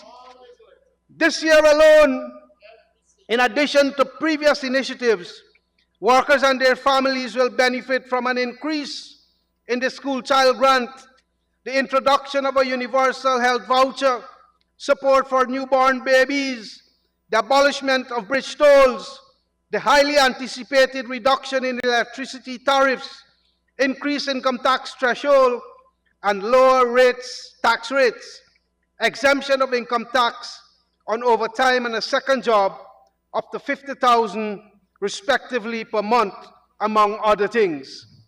Alongside these improvements, sir, workers' pay levels are ascending. Through collective bargaining, the government and several unions have concluded multi-year agreements which advance substantial improvements in workers' earnings. This is apart from improvements in several other benefits accruing to the workers.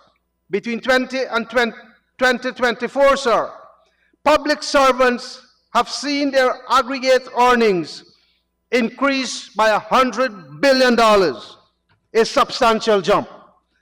Of course, the members, again excluding the Deputy Speaker, will lament these improvements. A few weeks ago, Honorable Member Ms. Coretta MacDonald, speaking at an opposition leader press conference on December 13, 2024, claimed that the government does not understand collective bargaining. I am unsure what she meant. Sir, she must have lost her way, because there are several images and videos of the honorable member wearing another cap and engaging in collective bargaining with the Ministry of Education. Those engagements led to a multi-year agreement, which she alluded to at the same press conference. Mr. Speaker, permit me to ask the Honorable Minister of Education if I should let the members on the other side of the House know that their MP was offering herself to be the PPPC Prime Ministerial candidate. Sir, I have to ask my colleague and friend which cap she will choose to wear, MP or General Secretary, as clearly her union rules prevent her from wearing both. Mr. Speaker, with pride, I wish to say to this House, our Prime Minister is a man of integrity with no baggage, but unfortunately, I cannot say the same thing about my colleague on the other side of the House. Mr. Speaker, the opposition has sought to discredit Budget 2025 without any rationale. I ask, aren't these elected leaders not seized with any responsibility? Are they concerned about the well-being of our nation? Honorable member, for you to continue, you'll need 5 minutes and conclude. Mr. Speaker, I'd like to ask for my colleague to have 5 minutes to conclude. Thank you. Thank you, Minister Teixeira. You may proceed, honorable member.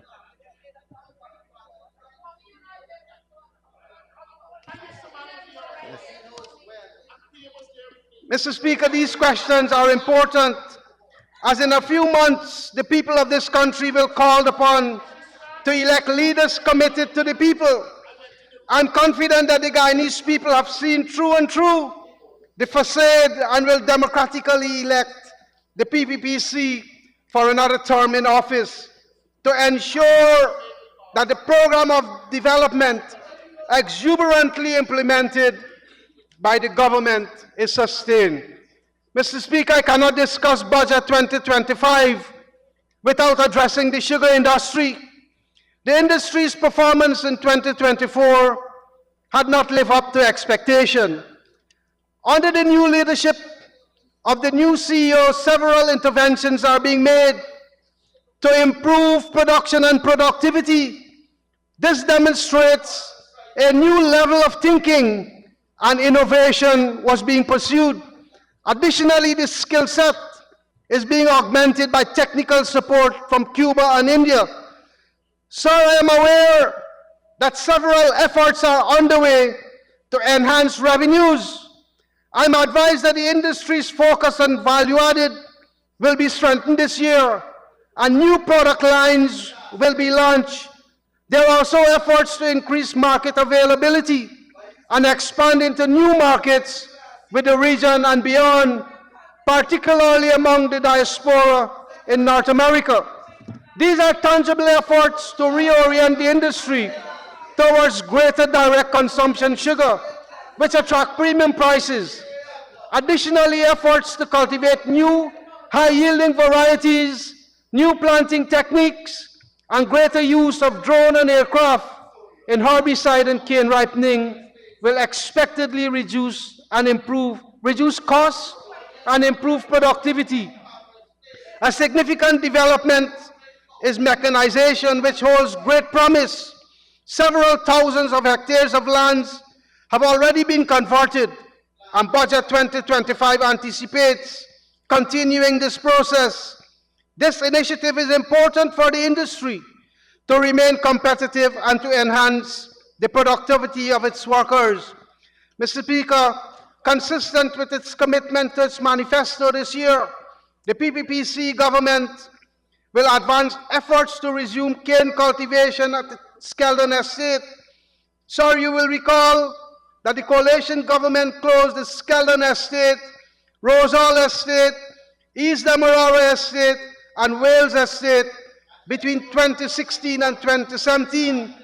Some 7,000 sugar workers were put on the breadline in the largest retrenchment exercise in post-independence Guyana.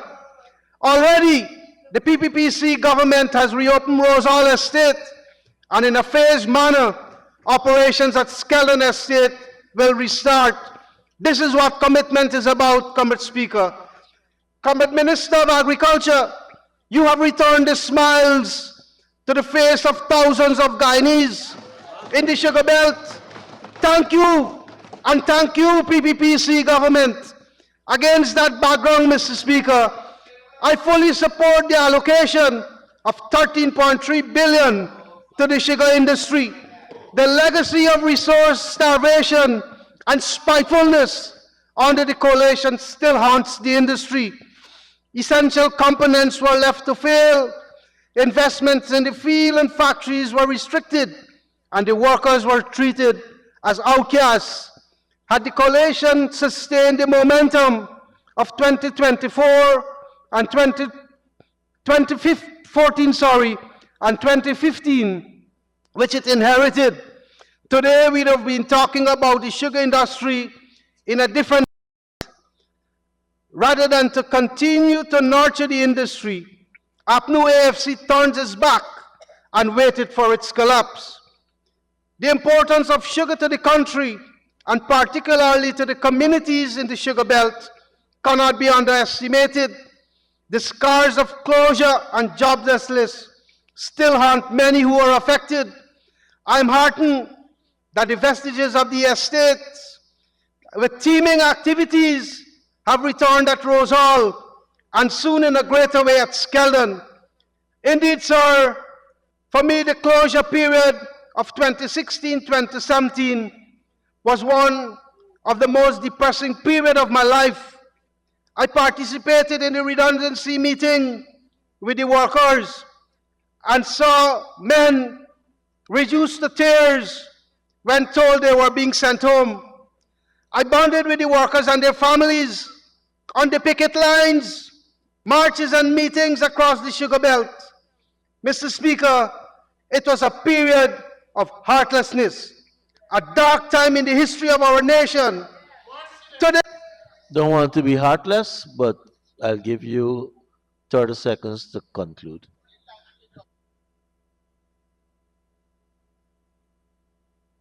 indeed, the budget has set the bar high, and much will be done in the coming weeks and months. At the end of it all, there will be a bright future for all Guyanese, both present and future. I thank you very much, Comrade Speaker. Thank you very much, Honorable Member, Mr. C. Paul. And now for the Honorable Member, Ms. Coretta MacDonald.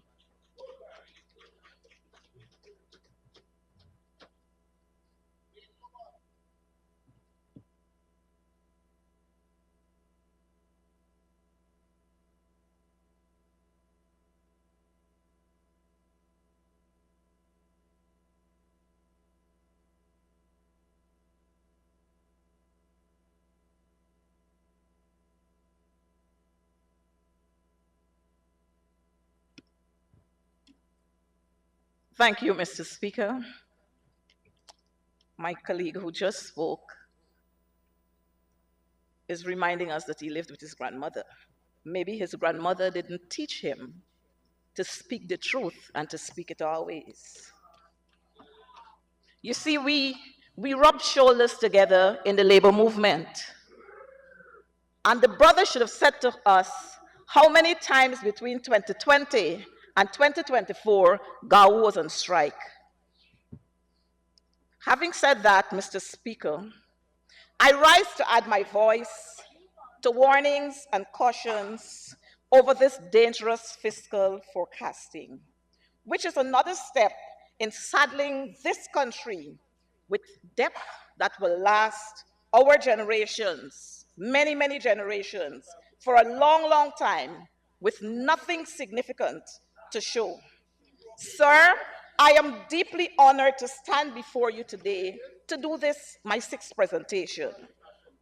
In doing so, sir, I recognize the strength I continue to gain, not only from God, but from my family and all the citizens across this country, even those who are supporters of the PPP.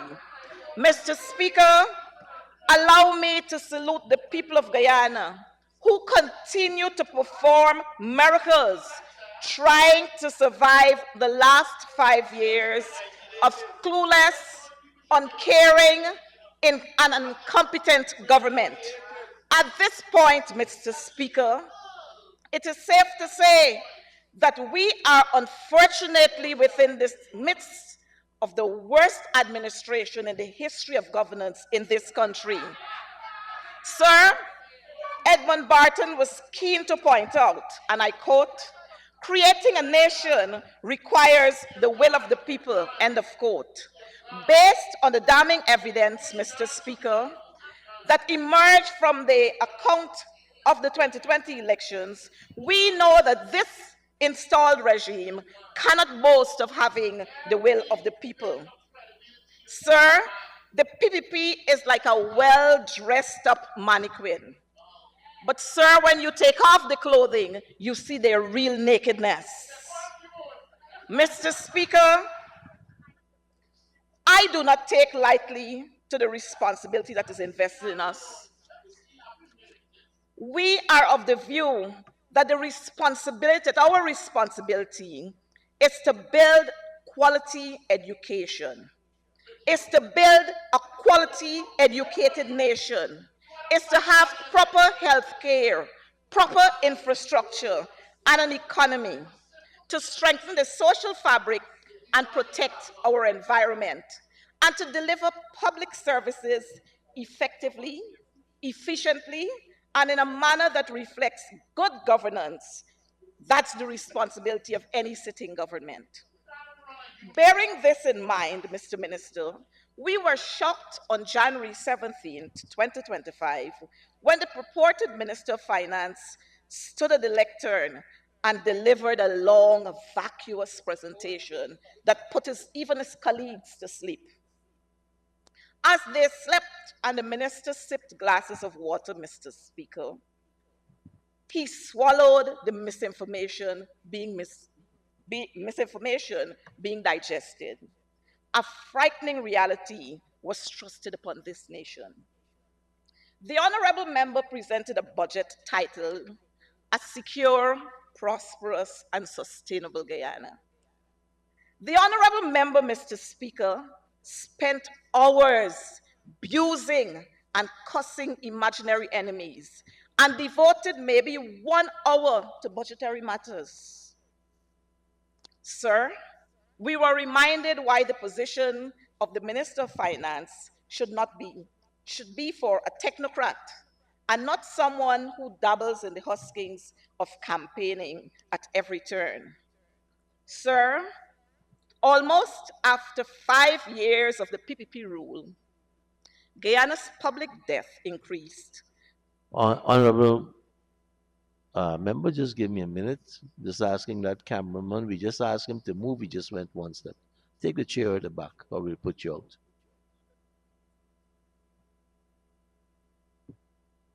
You may continue, honorable member.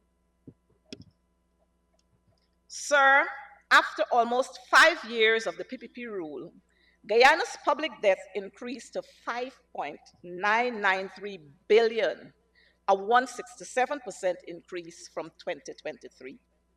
Nothing has been secured. There is no prosperity, and this madness and clear lack of planning cannot be sustained. The intellectual authors of this titled budget, sir, were sitting in their AC seats, and I suspect they were having the finest of security guarding them, while the masses of the Guyanese people sit there still waiting to have a meal. They must have been thinking, Mr. Chair, prosperity being experienced by family, friends, and favorites. And ultimately, they must have thought of sustaining the wanton transfer of state resources to their friends, their families, and their favorites. Sir, the title of this budget reflects how out of touch these wealthy controllers of state wealth are. The budget, I would presume, sir, should be named A Secure, Prosperous, and Sustainable Guyana for Friends, Families, and Favorites. Sir, after this pie in the sky presentation, the nation asked a collective question. What is the Honorable Minister Ashley talking about? After this government would have spent $4,609 billion to date, the rate of severely malnourished children under 5 years has increased. Imagine in this oil economy. Children now, sir, are hungrier than they were before 2020. The oil money is here, sir, and the masquerade is wanton with the fiscal wastage. The poverty rate, sir, requires at 48%. Hence, the question is being begged again. What is he talking about? Sir, victimization is everywhere.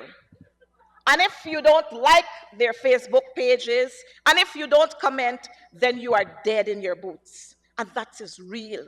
Sir, when we look across at some of the ministries, Ministry of Education, for example, staff and others, they are warned.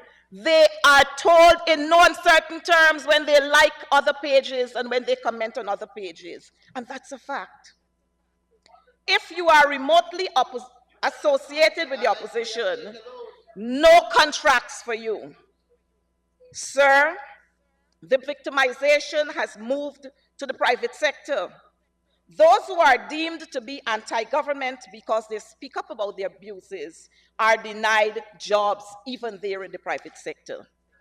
Sir, the talk around the town that once you are in the famous Black Book, which is lodged at Freedom House, you shall have no part.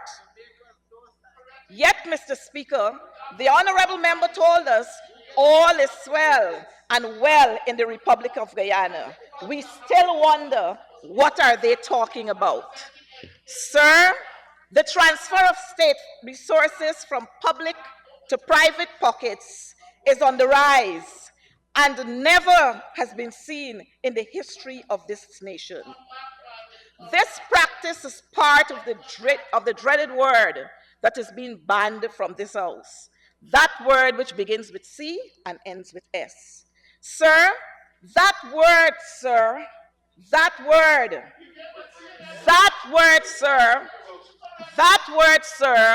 corruptions, sir, forgive me, that word, more than one.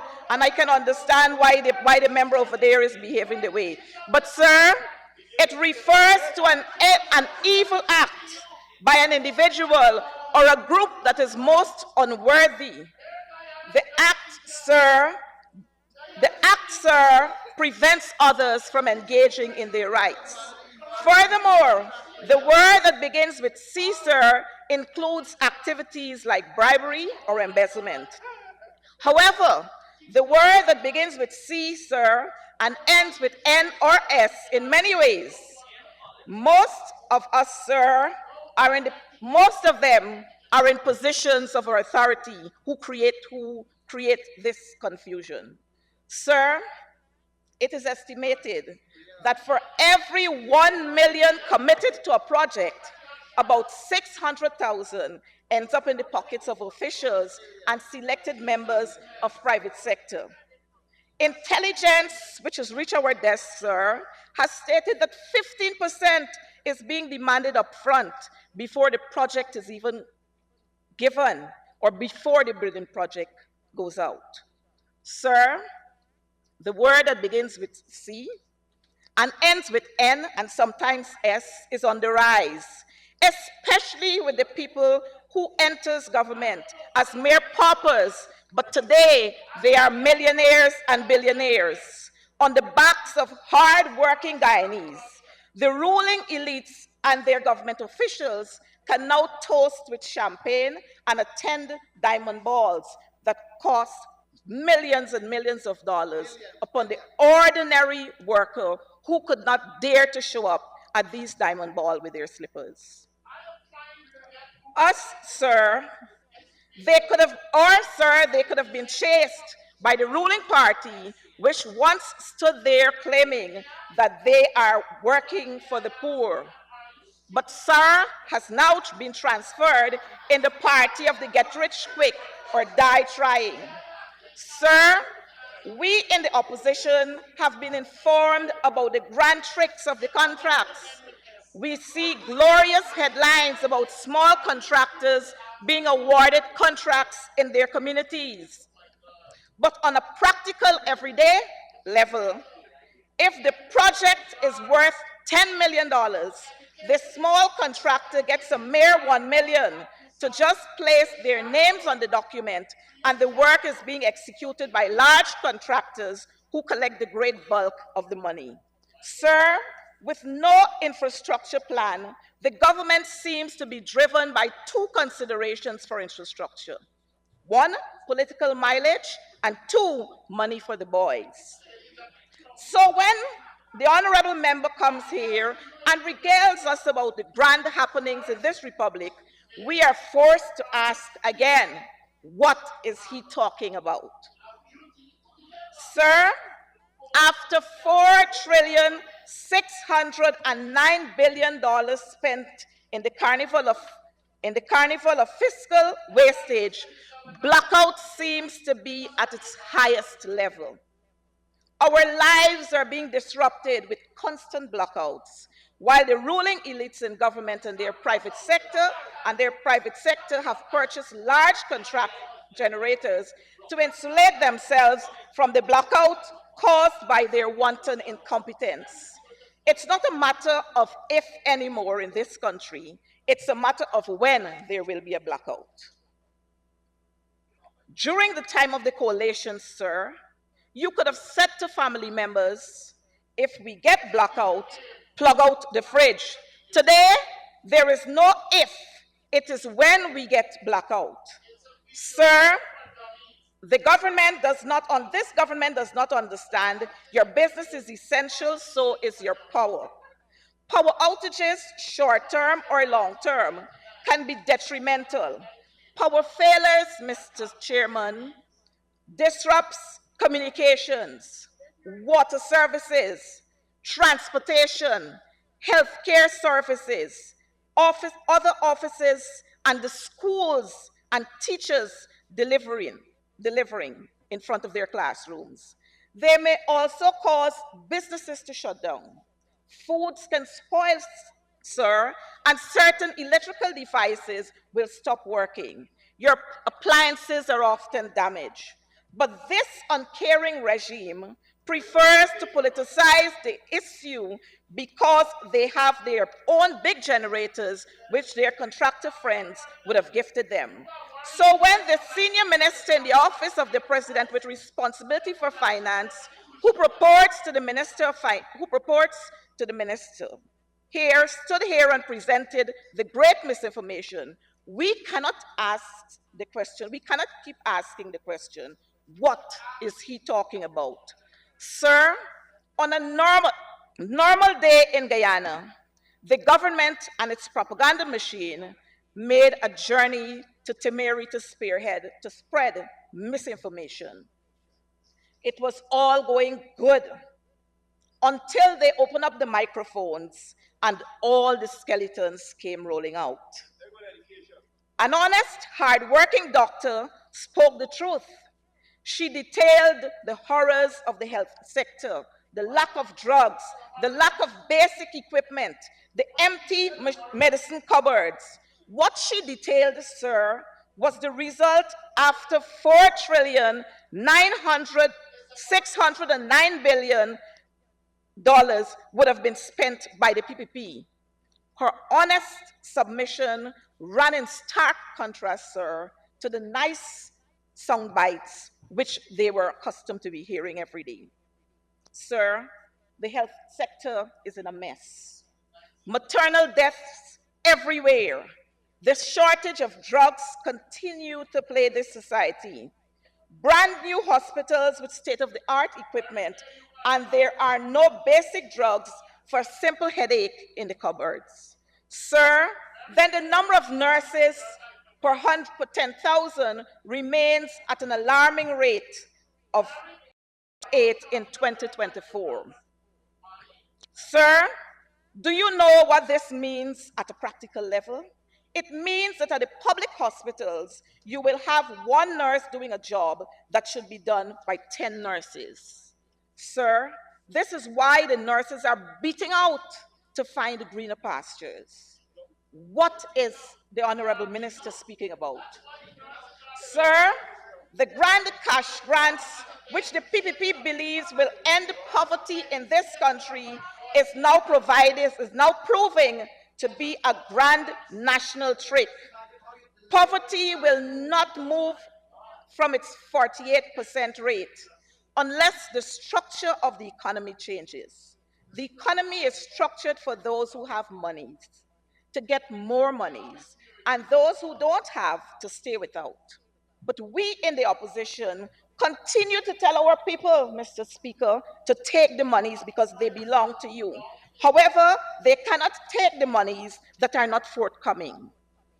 The 100,000 cash grant has now succumbed to the C word, Mr. Speaker, which has been banned in this House. People are complaining of being registered since the program started, and to date, no check has been made available. When these citizens heard the presentation of the budget, Mr. Speaker, there was a national questioning. What is the minister talking about? Sir, I come to the most exciting part of it, the education sector. Mr. Speaker, I believe it is one of the fundamental mistakes that this government made upon being installed, and that is to put the weakest link at the helm of such a critical sector. Sir, education outcomes are directly related to leadership. If the leadership is bad, there will be bad outcomes. As simple as that. We have seen nothing in the past 5 years to discredit this theory. Garbage in, garbage out. There is no good going around about this. Sir, a budget speech is a formal presentation. And here we are saying that this, sir, which the minister took all this time to present, did not tell us about their objectives that they would have obtained over that they would have achieved over the year. The budget presentation, sir, especially as it relates to the education sector, is expected to report whether the billions spent have achieved significant outcomes. The education sector is not like any other sector, sir. It is technical and ought to be driven by data. Sir, I know coming out of my presentation, it will evoke the loud noise and the views about the schools we have built and the views about how many students and learners we have fed. But sir, let me remind this House that all that is happening is they're continuing from where we would have left off. LFS Burnham, Mr. Speaker, introduced, for those of you who are too young to know, Cerex, hot milk, biscuits in schools. They have introduced, sir, exercise books and textbooks. Schools were built under the PNC. Schools were rehabilitated under the APNU. Schools and learning, effective learning, sir, took place during those times. Any country, sir, that is on a trajectory of grand education achievements should have a budget presentation that talks about monitoring and evaluation. It should talk about value for money and technocratic information that is tracked. Sir, when you look at pages 52, section B, to 57, to page 57, we see the problem, and that is why the sector is in such a mess. In this budget, sir, the cash is being splashed, but there is no indication of whether the investments over the past years have delivered expected outcomes. $1 billion here and $1 billion there, a school here and a school there. Sir, but there is no holistic evaluation of what occurs after the school is opened and the cameras are gone. Sir, this budget has once again confirmed to teachers that their work is not valued by this merciless regime. And the only hope lies in ensuring that they get registered and prepare to return the coalition to government. Sir, a quality basic education is fundamental and a non-negotiable factor. If we are to create the future for the country we wished for ourselves and for our future generations. Sir, the stark reality is one cannot be free if one is uneducated. And in any country, let alone Guyana. Yet this country, this government, continues upon a trajectory that consigns this essential portfolio to one of some, but of no real importance. And it would be by no stretch of the truth or imagination that one could state that Guyana has one of the world's most unequal systems in education. And this is despite a large portion of money being spent on this sector. Teachers, sir, in many instances, are teaching in classrooms with students that ought to be handled by several teachers. Sir, general literacy and mathematics literacy are at appalling level. Science and mathematics are being neglected, and the country is falling further and further behind in competitiveness in these most important fields. Sir, Guyana's secondary schools matriculation rate is less than 50%, meaning that fewer than half of the students who start high school don't graduate. It is against this backdrop, sir, in this budget that you can see where the problem is outlined. Sir, training of teachers. Sir, at 4.30 on page 55, the minister boasted about online training for teachers. Is the minister really aware of what he's talking about? Sir, is the minister on the ground to experience what our teachers are experiencing? I do not think so. The honorable member sees quality, sir. He sees quantity, sir, but quality is very far from his mind. Sir, let me offer some explanation to the minister. This country has 10 administrative regions with 11 education districts, and some are very remote than others. It is very difficult on most occasions for teachers in the hinterland to have access to technology to facilitate effective mandatory training. Teachers from the hinterland regions face their numerous challenges. And sir, what do we have? Pass them all because we need the numbers. Sir, the lack of access to technology remains a most significant problem. This problem became intense, sir, with the onset of COVID. And with all the trials and all the assistance that was put in place by the coalition, when this evil regime got into office, they leveled all of them and they removed some of them. And then every time they go around to blame the coalition that we did not do this and we did not do that and we did not do the other, but the facts are there. Tell us about the hubs that we put up there.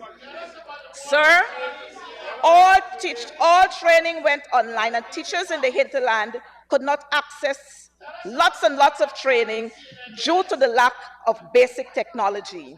Sir, some of the areas lack the required technological infrastructure to participate in training online. Some teachers have to sign in on their phones, sir, use their own data, and that, sir, is proving to be effective. But yet, with all the billions that we are receiving in education, there is no kind of help or any help possible to assist these teachers. These are the things this budget should have been addressing. Conditions of work. When you read, sir, pages 52 to 57, it is clear that this government is convinced that throwing a few billions to construct schools is the end of the problem. As I speak, sir, teachers are working in horrible conditions all across this country. And we've seen it, we've heard of it. The pigeons at several schools. The conditions in Bushlot Secondary where a beam fell on a parent. The pit latrines, sir, in this day, we are still having our children in crowded classrooms. In this day, sir, we are still having teachers who cannot have access to learning materials in order to perform their task.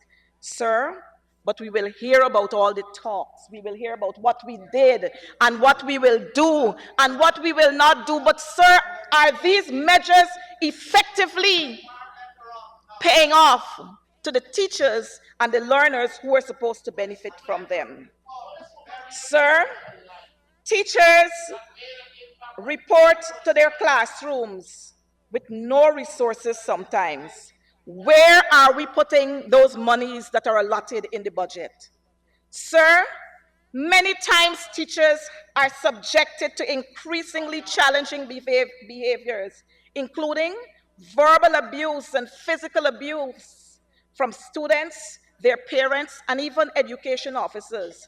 Sir, in this day and age, we cannot put proper systems in place to ensure that professionalism amongst our educators, their supervising officers, and even those who are supposed to man them are in place. It is all about a friend, a family, and somebody else who's close to us. Sir, teachers are in disorderly classrooms and experiencing escalating behaviors. Sir, significant disruptions to their lessons. Students' disengagement is on the decline, leading to stress, anxiety, and even physical injuries. Sir, teachers have to perform in classrooms with mosquitoes buzzing around their ears. Sir, teachers have to spend extra monies to purchase insect repellents. Sir, teachers are in classrooms risking their lives every day, opening the doors of a drawer with a snake inside. Sir, if you were to visit some of these schools, you would be appalled at what is happening. And it's facts, sir. We see them on social media every day. In some schools, as long as the sun is shining, it's all well and good. But when it rains, we have another problem. Sir, I want to use this platform, sir, to address a misguided narrative which is developing in this society, or continues to be misguided in this society. There is talk being encouraged by the government that teachers are enjoying brand pay with 3 paid vacations, which is a fact. But, sir, what they just don't know is that even while there is a vacation period, teachers are still at work. Teachers have to attend a workshop here, a workshop there, and these are not planned workshops. These are workshops that happens when somebody just wake up in the morning and decide that you're going to have this. We are saying that this budget should cater for planned programs, programs that is orchestrated in such a way that you have time frames in between all of them, and that teachers would be able to effectively benefit from the workshops that they have to attend.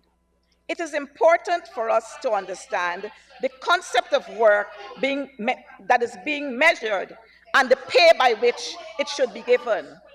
Work commensurate with pay, which means that the level of responsibility and difficulty of a job should be proportional to the salaries offered. Essentially, sir, you should be paid fairly for the amount of work you are expected to do. The teachers are the surrogate parents, Mr. Speaker.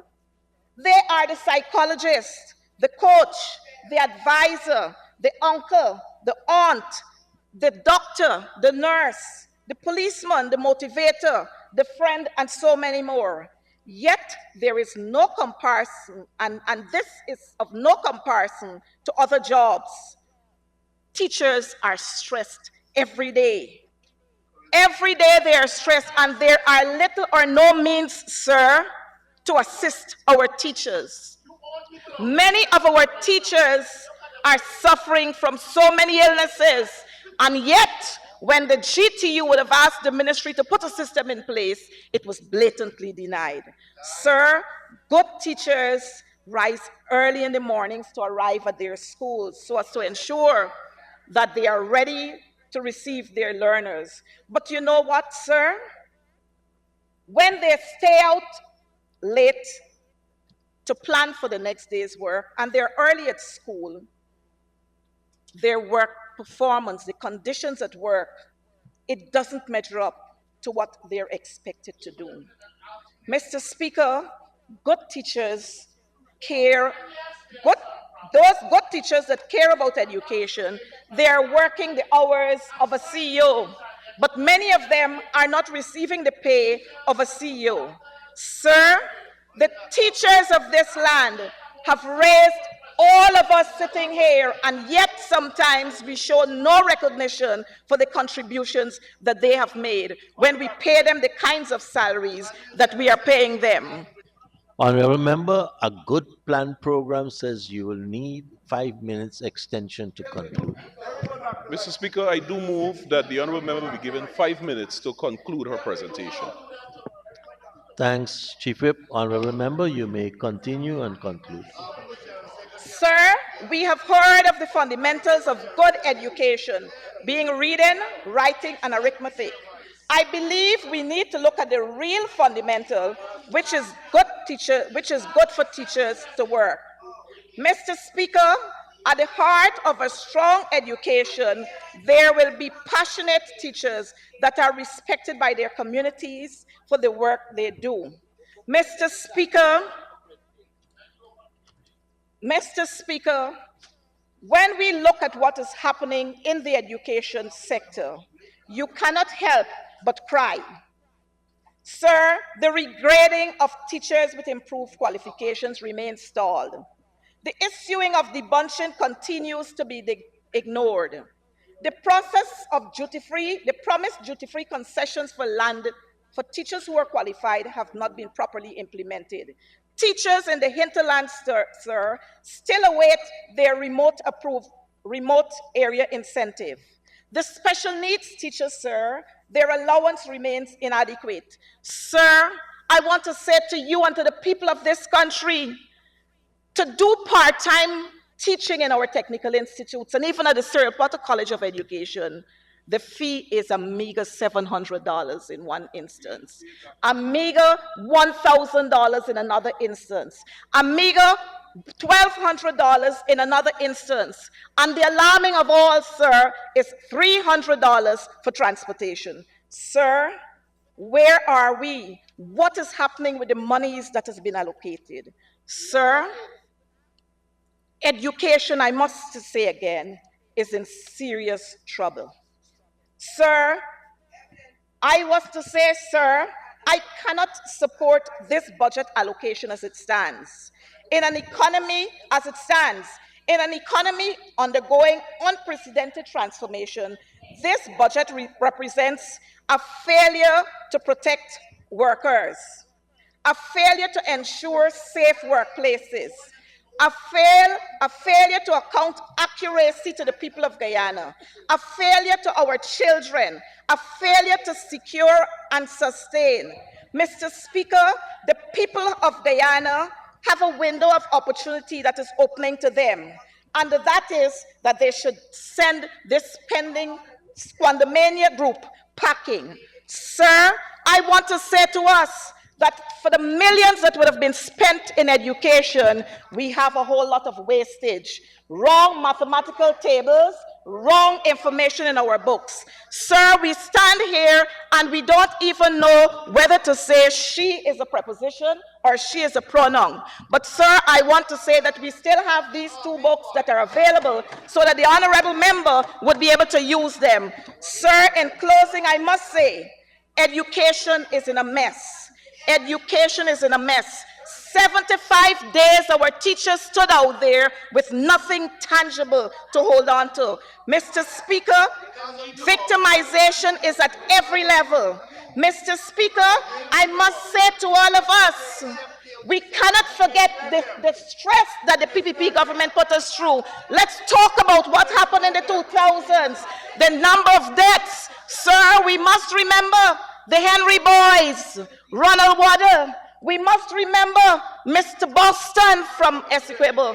But sir, you know what this government is all about? This is the government of the appeals. They appeal the cutting of the salaries for the nurses in Linden. They have appealed the amount given to the Quindon Bacchus's family. They have even gone to appeal, sir, the teacher's case, and that, sir, they have lost it. Sir, I want to say to you, and I want to say to all of us here, this budget, sir,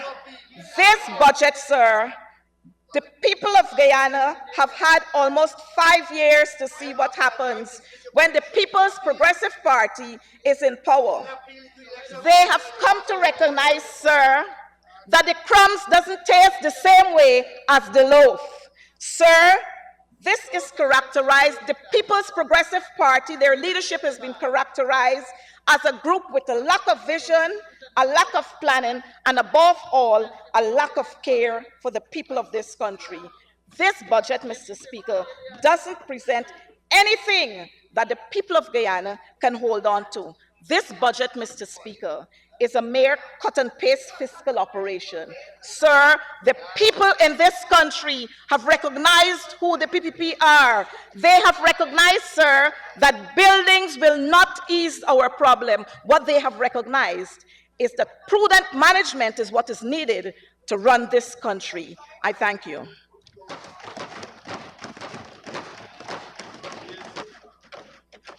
Thank you very much, Honorable Member, Ms. MacDonald. And now for the Honorable Minister of Education, the Honorable Priya. Thank you kindly, Mr. Speaker. 35 minutes of nothingness. We just celebrated, Mr. Speaker, International Day of Education, and the theme was how to incorporate AI sensibly in education. The honorable member clearly meant to pay homage to that theme. She missed the part with sensibly. Mr. Speaker, here is my AI piece for the honorable member. And I quote from ChatGPT. As the Minister of Education, it is both my duty and my privilege to uphold the principles of integrity, fairness, and respect for the rule of law, especially within organizations tasked with representing the interests of our nation's teachers.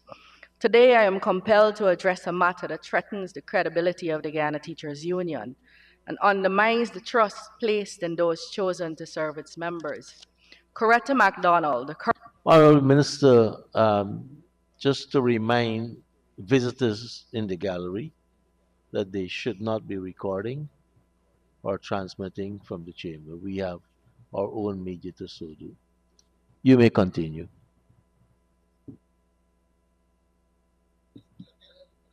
I don't see staff of the ministry recording, sir, but Minister, we can exchange again words. If I am saying and cautioning members in the gallery, you are now telling me you're not seeing them? Come on. Mr. Speaker, it's your job to caution them. I can't tell them anything. I don't.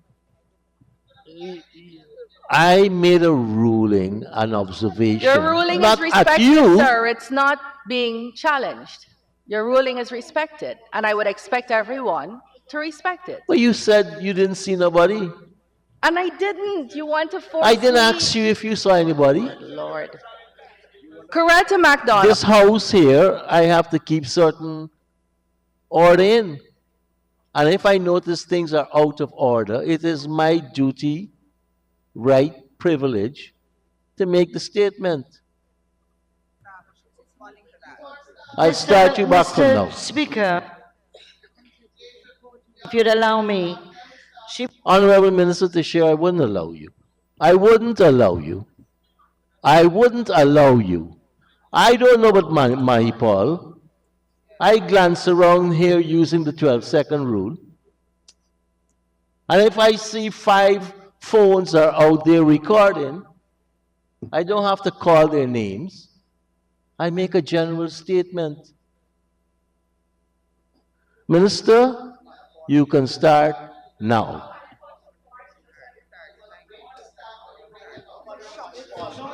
Coretta MacDonald, the current General Secretary of the Guyana Teachers Union, has blatantly violated the union's constitution by continuing to hold this office despite her election as a member of parliament in 2020.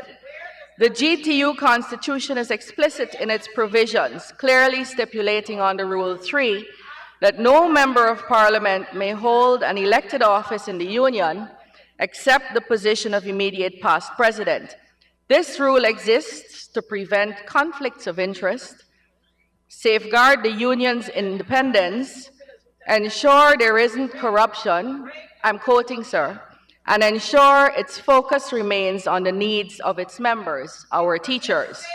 By continuing to serve as General Secretary, Ms. MacDonald has not only ignored these constitutional provisions, but has also compromised the integrity of the Union. Her dual role as a political figure and a union leader creates a glaring conflict of interest that cannot be ignored. How can the GTU effectively negotiate with the state on behalf of teachers when one of its senior representatives holds a partisan political position? Such a scenario breeds distrust and undermines the union's ability to advocate impartiality for its members. This was the person who came just now, sir, and I end my ChatGPT quote, came just now and righteously told us what is good for the education sector. Mr. Speaker, I want to pause here to recognize the work of Ashni Singh, recognize the work of his staff, recognize the work of the budget office, and particularly the budget director, who is female in this country. Ashni Singh is a celebrated economist, coveted the world over, and he sits with his staff to craft a budget. And when you have people coming here and vacuously saying that the budget makes no sense, it is not Ashni or Priya that they're addressing. It is the hard-working staff that they claim they represent, who sit in offices as technicians and craft the needs of this country. But Mr. Speaker, let's go to what the people say. What do the people say about the budget? January 23rd, 2025. The Guyana Manufacturing and Services Association is pleased to acknowledge the new measures introduced in the 2025 national budget, which promise to bring substantial benefits to employees and businesses alike. These initiatives reflect the government's commitment to addressing key concerns within the manufacturing and services sector. Let's turn the page, sir. Impressive rugby union enthused by budgetary allocation for sport. Budget 2025, a vehicle for continued growth and development, the Georgetown Chamber of Commerce. Private Sector Commission, heartened, Google that one, by targeted measures in Budget 2025. A monumental step forward, the Badminton Association hails $8 billion investment in sport. Budget 2025, a game changer for sport. National Sports Commission lauds $8 billion allocation to further advance sport.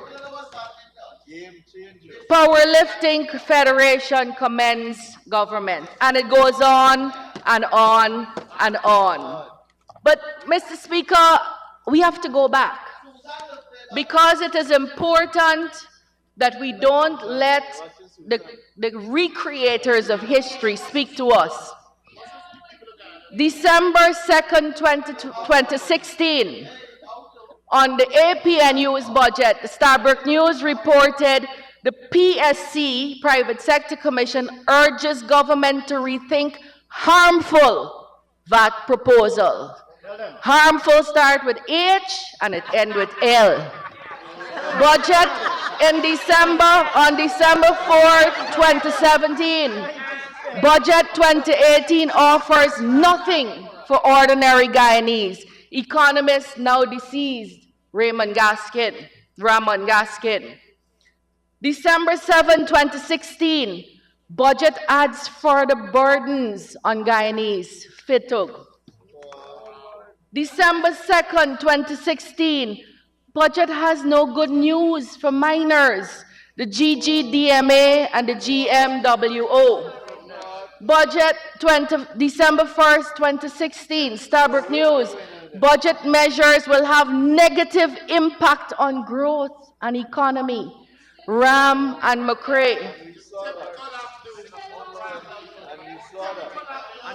November 29th, 2017. So notice, sir, this is from several years across the budgets of the APNU. Lots of concern over budget, private sector head. And he was it is a good discussion. It was a good discussion that we had, but we saw none of the recommendations in the budget. November 29, 2017, Starbrook News. Budget lacks clarity on incentive regime for private sector and job creation. City Chamber. And then let's do the better thing. Let's go to what the people say. The Starbrook News again, December 5th, 2016. Natasha Cato. As citizens, we are already taxed with so many things, even our basic necessities, food, clothing, etc. Now think about low-income families living in the rural areas. These families are oftentimes very large families. For a father or mother to provide, giving them the best they can is hard work. Salaries already being taxed big time. Light bill and electricity bills are already enough, and to put added tax on these bills means added pressure for the breadwinner of the home. Think about those persons who don't have a stable job. What did she went on, I'm saying to implement tax on water and light is just not a smart idea, especially not when Guyana is known as the land of many waters. What did Christopher Martin France say? I have to say I'm against it. I'm hard-pressed to see exactly how this proposal is supposed to help citizens. Water and electricity are basic utilities. Why tax them further?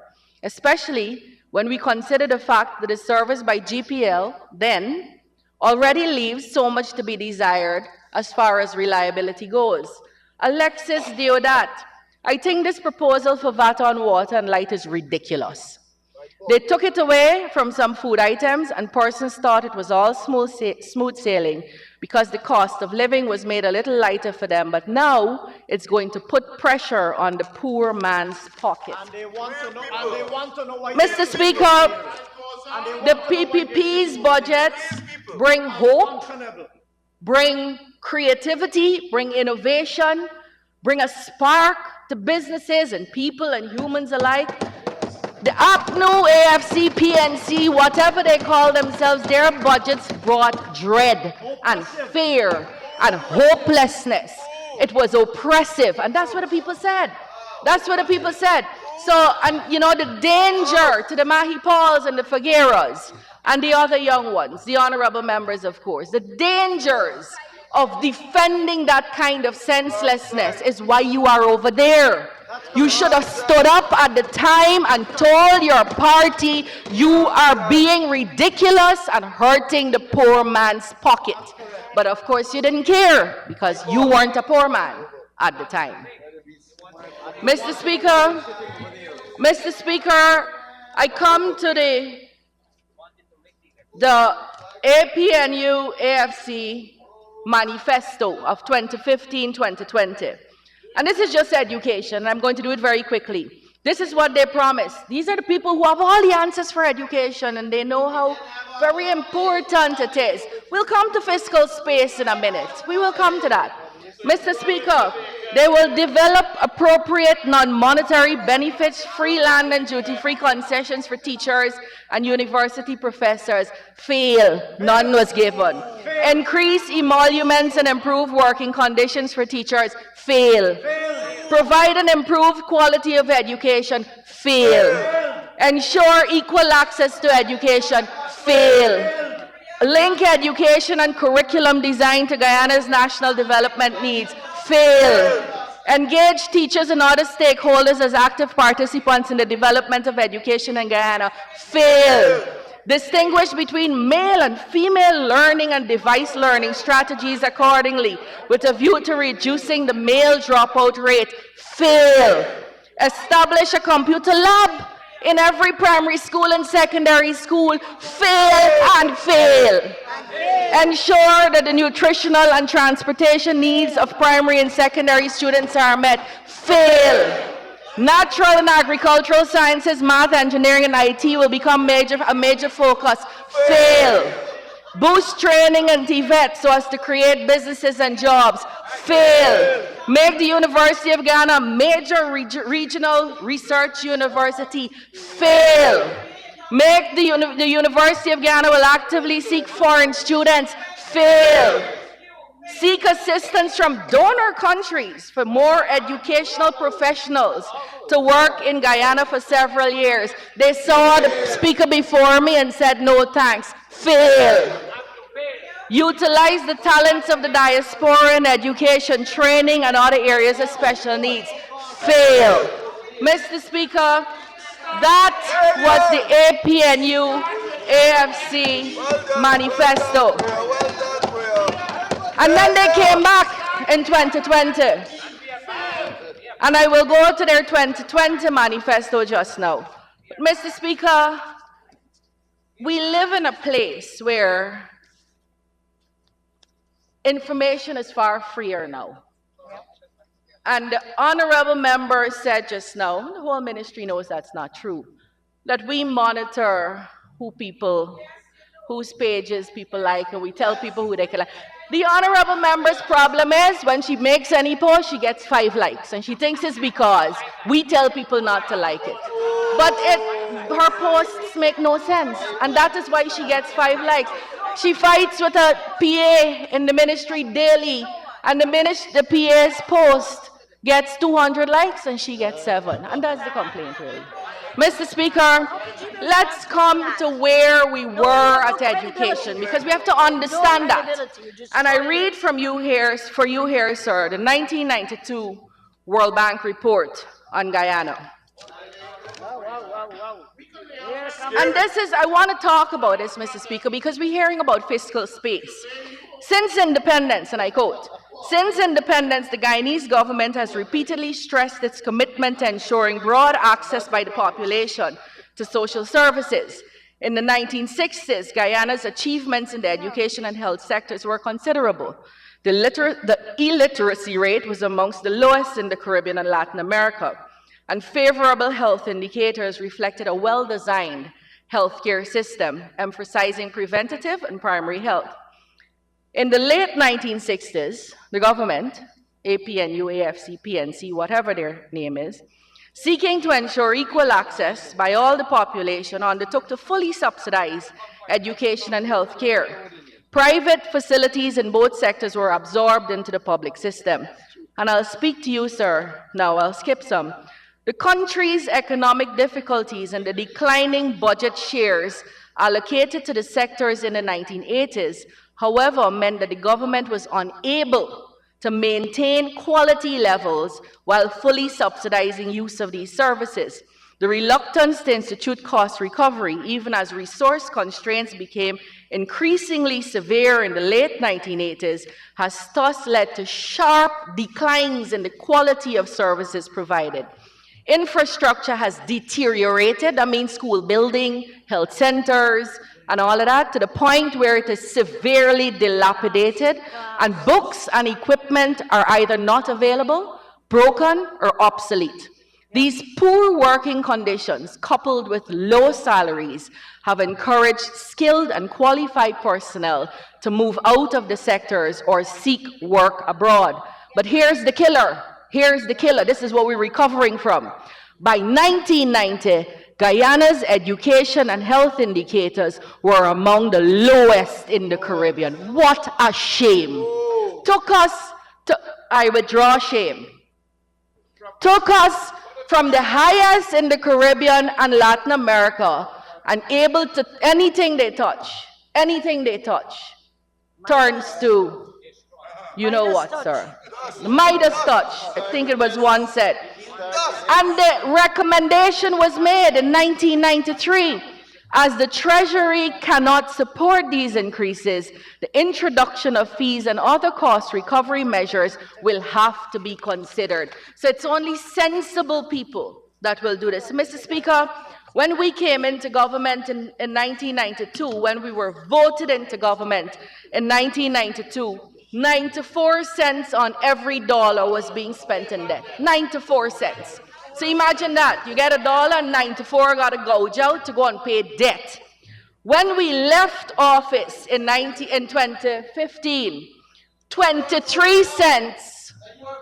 When we were voted out of office in 2015, 23 cents of every dollar was being paid on VAT. You had a lot of fiscal space that we didn't have. But from 92, if you look at the Hansard, and for those members who are wondering what that is the record of Parliament. The Speaker before me wouldn't know what that is, sir. When you look at the Hansard, you will see that from 1993, Indra Chandrapal stood in this House and announced that old age pensions would be universal.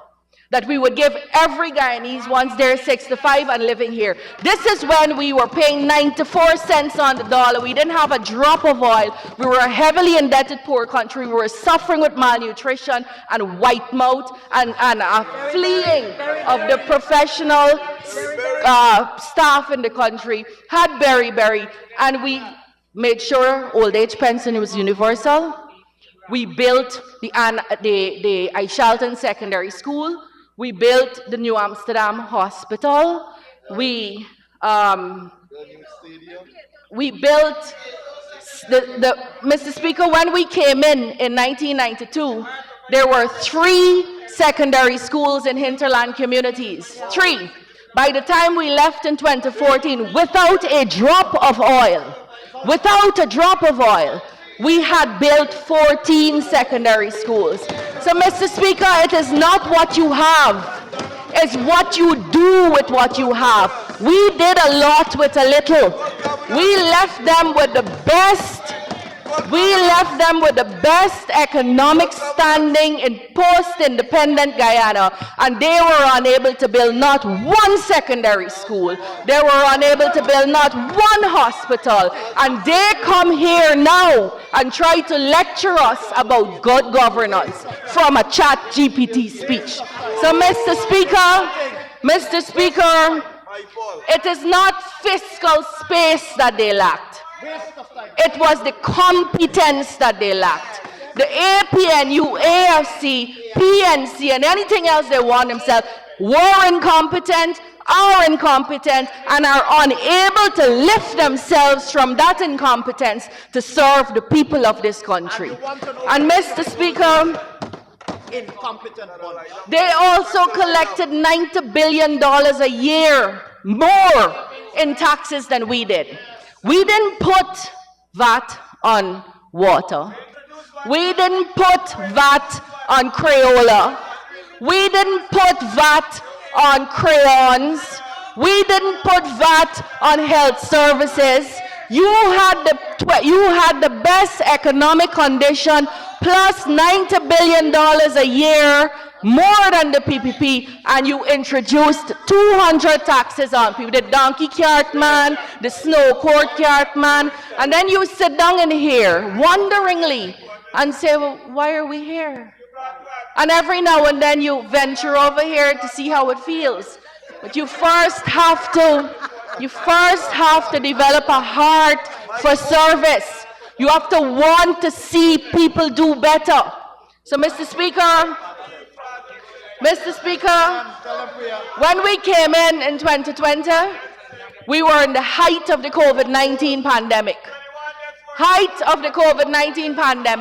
Schools had been closed for 5 months, from March 2020 to August 2020, while the rest of the Caribbean was engaged in procuring laptops and getting their students online. The APNU AFC was engaged in the healthy enterprise of trying to rig an election and steal people's votes.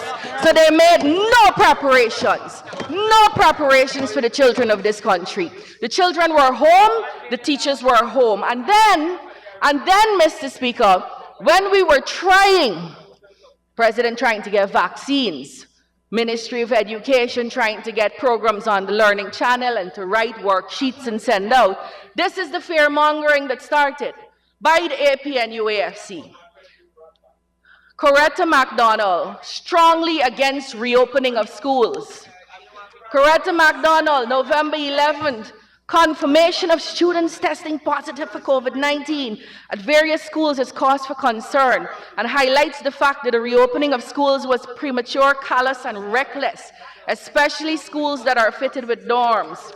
Then she continues, and I won't read this, sir, because it's really not worth. It should be in a bin, it should not be in the Hansard. But Mr. Speaker, we were steadfast. We are in government, we are leaders, the children of this country need us, and we carefully, with much consideration, by putting all the facilities in place that the health people had recommended, and we opened schools.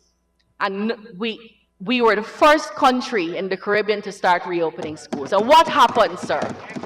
Guyana has stopped CXC and Cape repeatedly every year from then. That is what they were trying to take away. That is what happened when we reopened schools, Mr. Speaker. Mr. Speaker,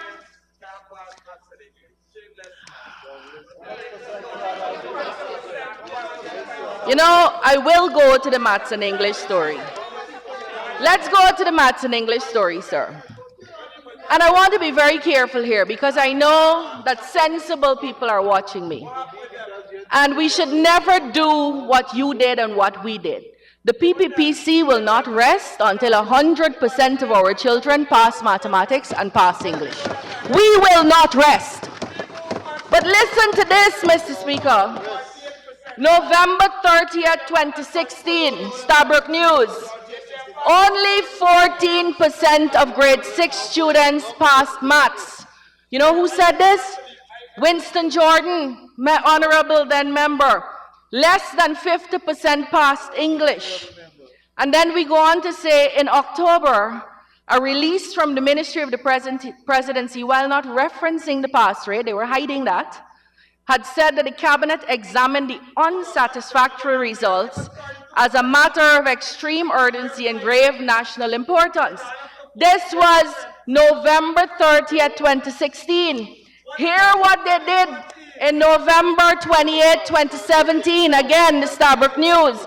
Having recognized that 14% of the population passed, and having recognized that this is a matter of urgency, hear what they did 1 year later. He said, this is the Finance Minister, Winston Jordan. He said that it was recognizing the need for a reform of the education system that caused the government to establish a commission of inquiry. Children failing, people don't know to count and read, and they established a commission of inquiry. Just to be clear, for completion of this picture, that was never submitted to the Parliament, never officially published by the ministry. We don't know where it went. We don't know where it went. We do know someone was paid for it. So when we want to talk about friends and family, let's talk about that. Jordan told the House that improving the quality of education will not be fixed by building more schools. They had the same position then. Same position, throw up your hand and send somebody to do an inquiry. Mr. Speaker, he went on, so that was 2016, 2017. On the 21st of August 2024, in the Antigua Observer, a sore point, CXC dismayed as regional CSEC math rate pass declines further. In other words, it is a Caribbean-wide problem.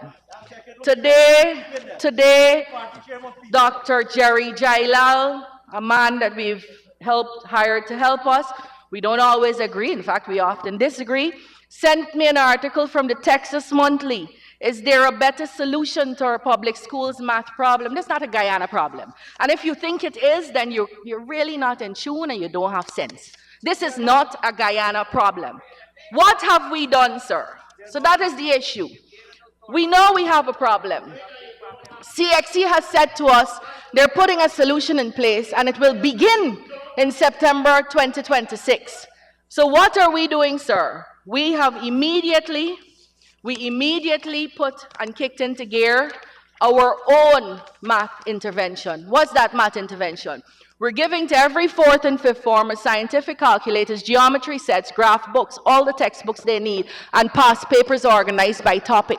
We're sending in monitors to make sure teachers are teaching and finishing the syllabus. And we're going school to school and talking to the parents about their role. We are doing something about it. We are doing something to take us to the place of 100%. They recognized 14% passed in 2016. And by 2017, all they had to tell the nation was they were going to set up a COI. Look, but this is the reality. And I'm laying all of this over, sir. In 1990, the year that I believe the honorable speaker before me wrote CXC, 16.89% of the population passed mathematics. In 1990, 16% of the population wrote maths and 13% wrote English. Let's move on a little bit, sir. I believe the Honorable Mahipal may have written in 2006. We're trying to calculate their ages. 25% of the population passed mathematics and 39% passed English. We believe, well, I noticed Mr. Mahipal is regaling us that he was in that percentage, but the speaker before him, before me, seems unable to say that. Mr. Speaker, the best mathematics grade that this country ever got, save 2020, was in 2015 under my leadership in the ministry at 45%, and the best English grade was in 2024 under my leadership in the ministry at 70.84%. So, sir, we don't hide from problems, and we don't set up COIs nonsensically. This is the problem. We will deal with the problems. Let's talk about access, sir. And access is one of the promises we made. On November 30th, 2016, in an article in the Starbuck News that was titled, "Only 14% of grade 6 students passed math," Winston Jordan had this to say. In the area of capital improvements to the education infrastructure, Jordan said that government has budgeted over $4.7 billion on the construction, rehabilitation, maintenance of educational facilities throughout the region. He went on to say new secondary schools, I hope the public is hearing me, new secondary schools, he informed, will be constructed and rehabilitated at Christiansburg Secondary. You've seen it yet, Honorable Figueroa? And at St. Rose's High School, which was demolished at the time. That took 5 years till we came into government to build it back.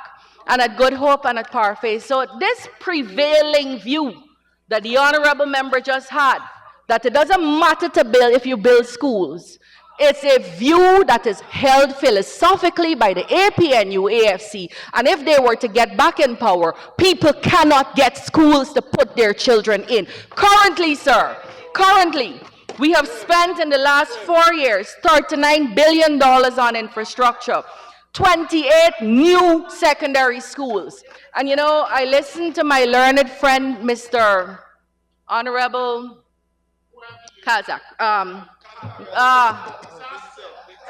Honorable Mr. Vincent Henry.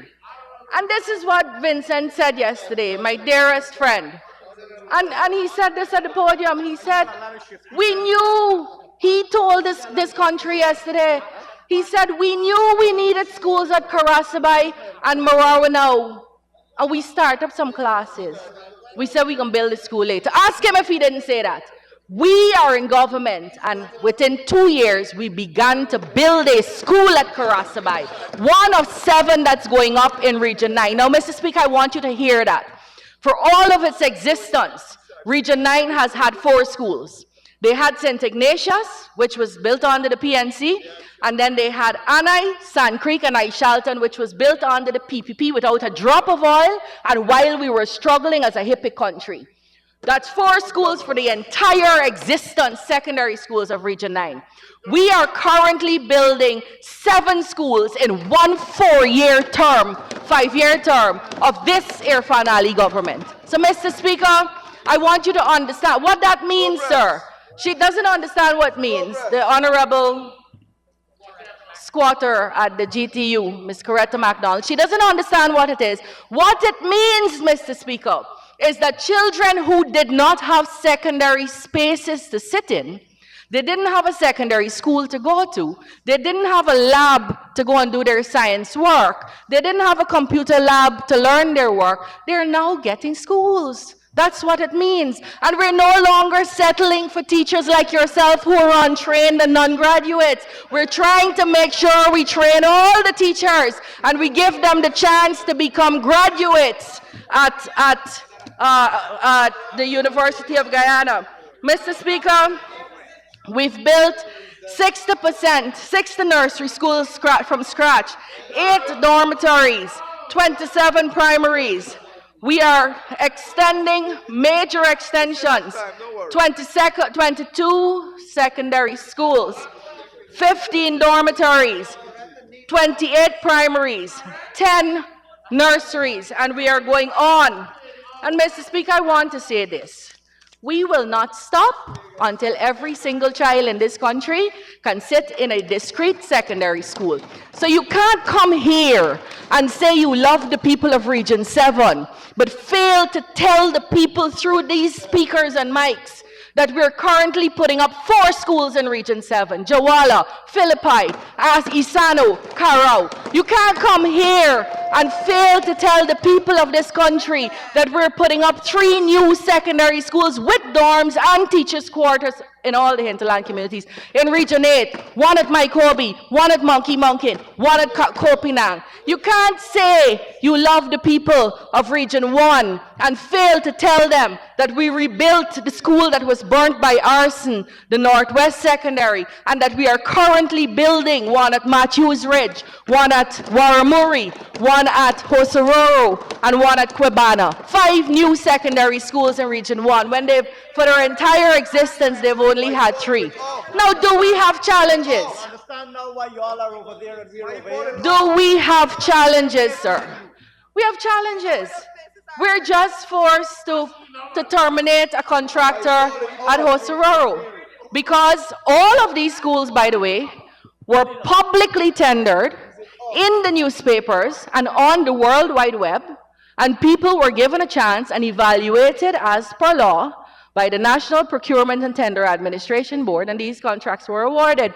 We have challenges. We're dealing with human beings. We have contractors who are not doing what they're supposed to do. We're about to terminate one now. We terminated somebody at Quebana, but we don't take 5 years to do it. They broke down St. Rose's. It's not in hinterland, passing it whole day every day.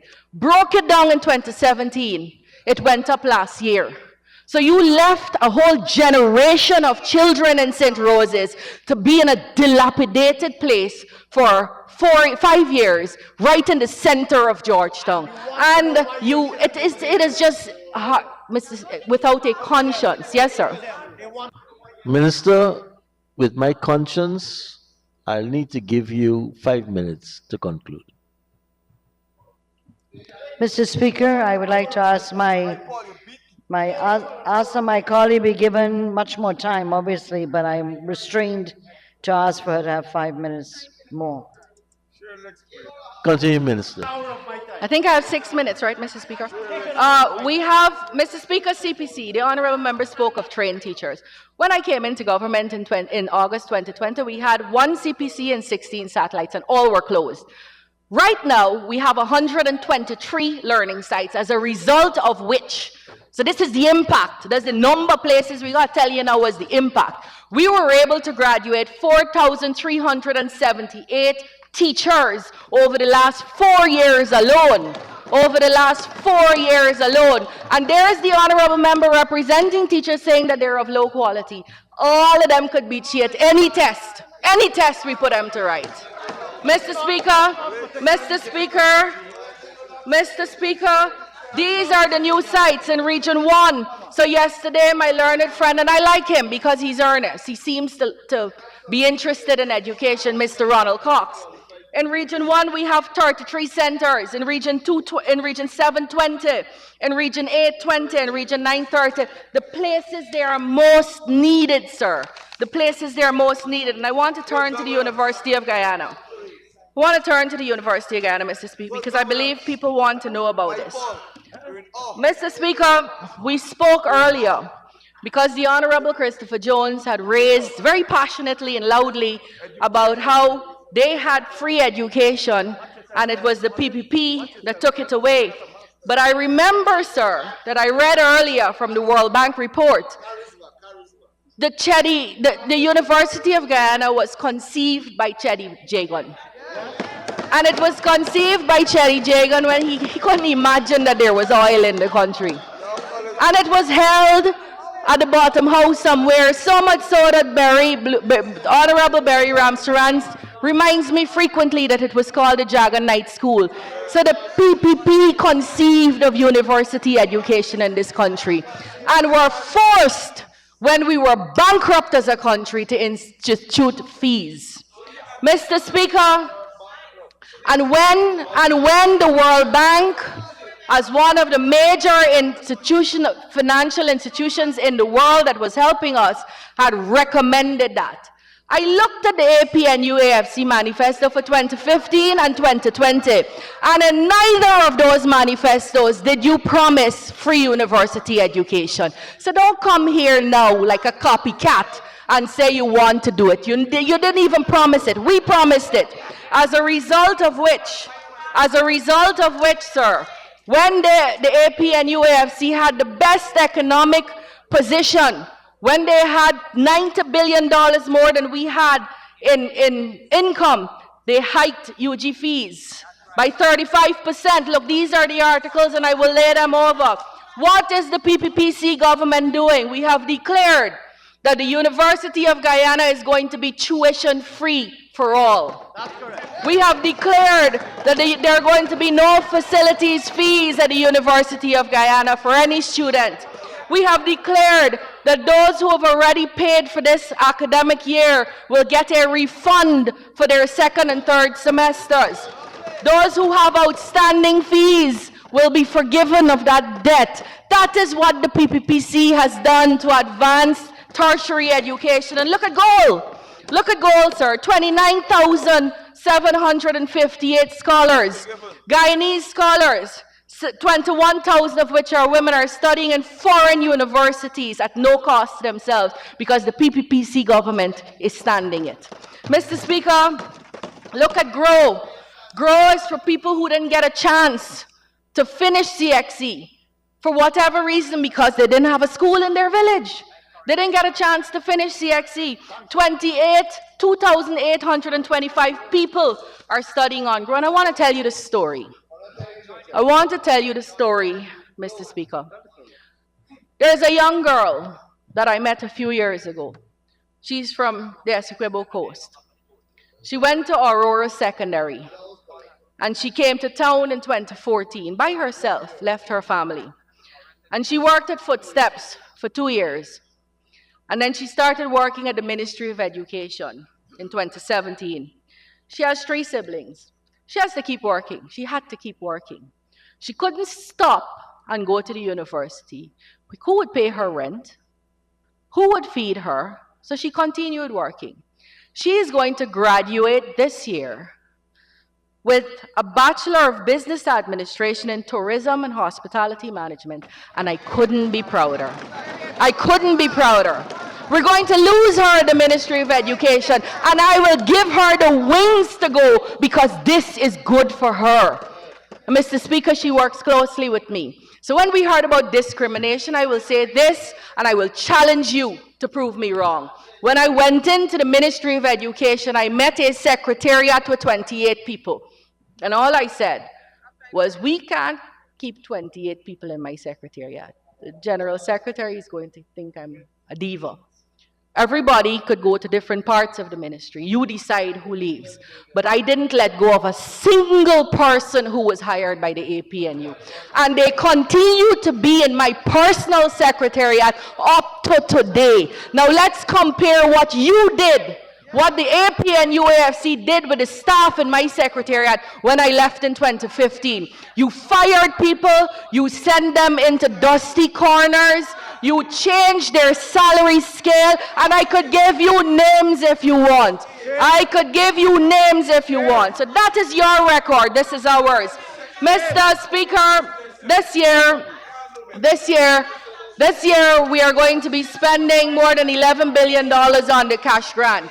The APNU's view, supported by the Chief Whip, my learned friend over there, and the honorable member who spoke before me, the APNU's view of the Because We Care cash grant is that it is a foolish waste of taxpayers' money. We don't hold that view. Every single child in this country, red, black, blue, yellow, Christian, Hindu, Muslim, Georgetown or Hinterland, will get the Because We Care cash grant, which is $55,000, which will inject $11 billion into the pockets of parents. So, Mr. Speaker, my friend spoke earlier about how the APNU introduced school feeding.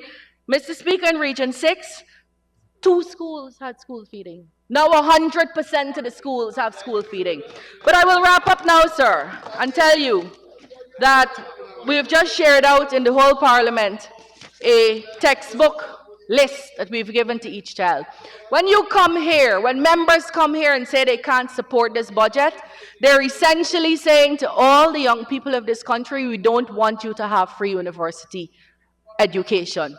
When you say you can't support this budget, they're saying to parents, we will snatch again from you the Because We Care cash grant. When you say you cannot support this budget, children's breakfast. When you say you cannot support this budget, you're taking away their textbooks. When you say you cannot support this budget, you're taking away the transportation we're providing for them. When you say you cannot support the budget, you're taking away all the special education needs classrooms and schools that we're currently building.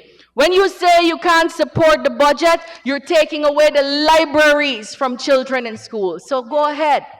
Go ahead and tell this nation, again, who you really are. They're listening. I thank you, sir.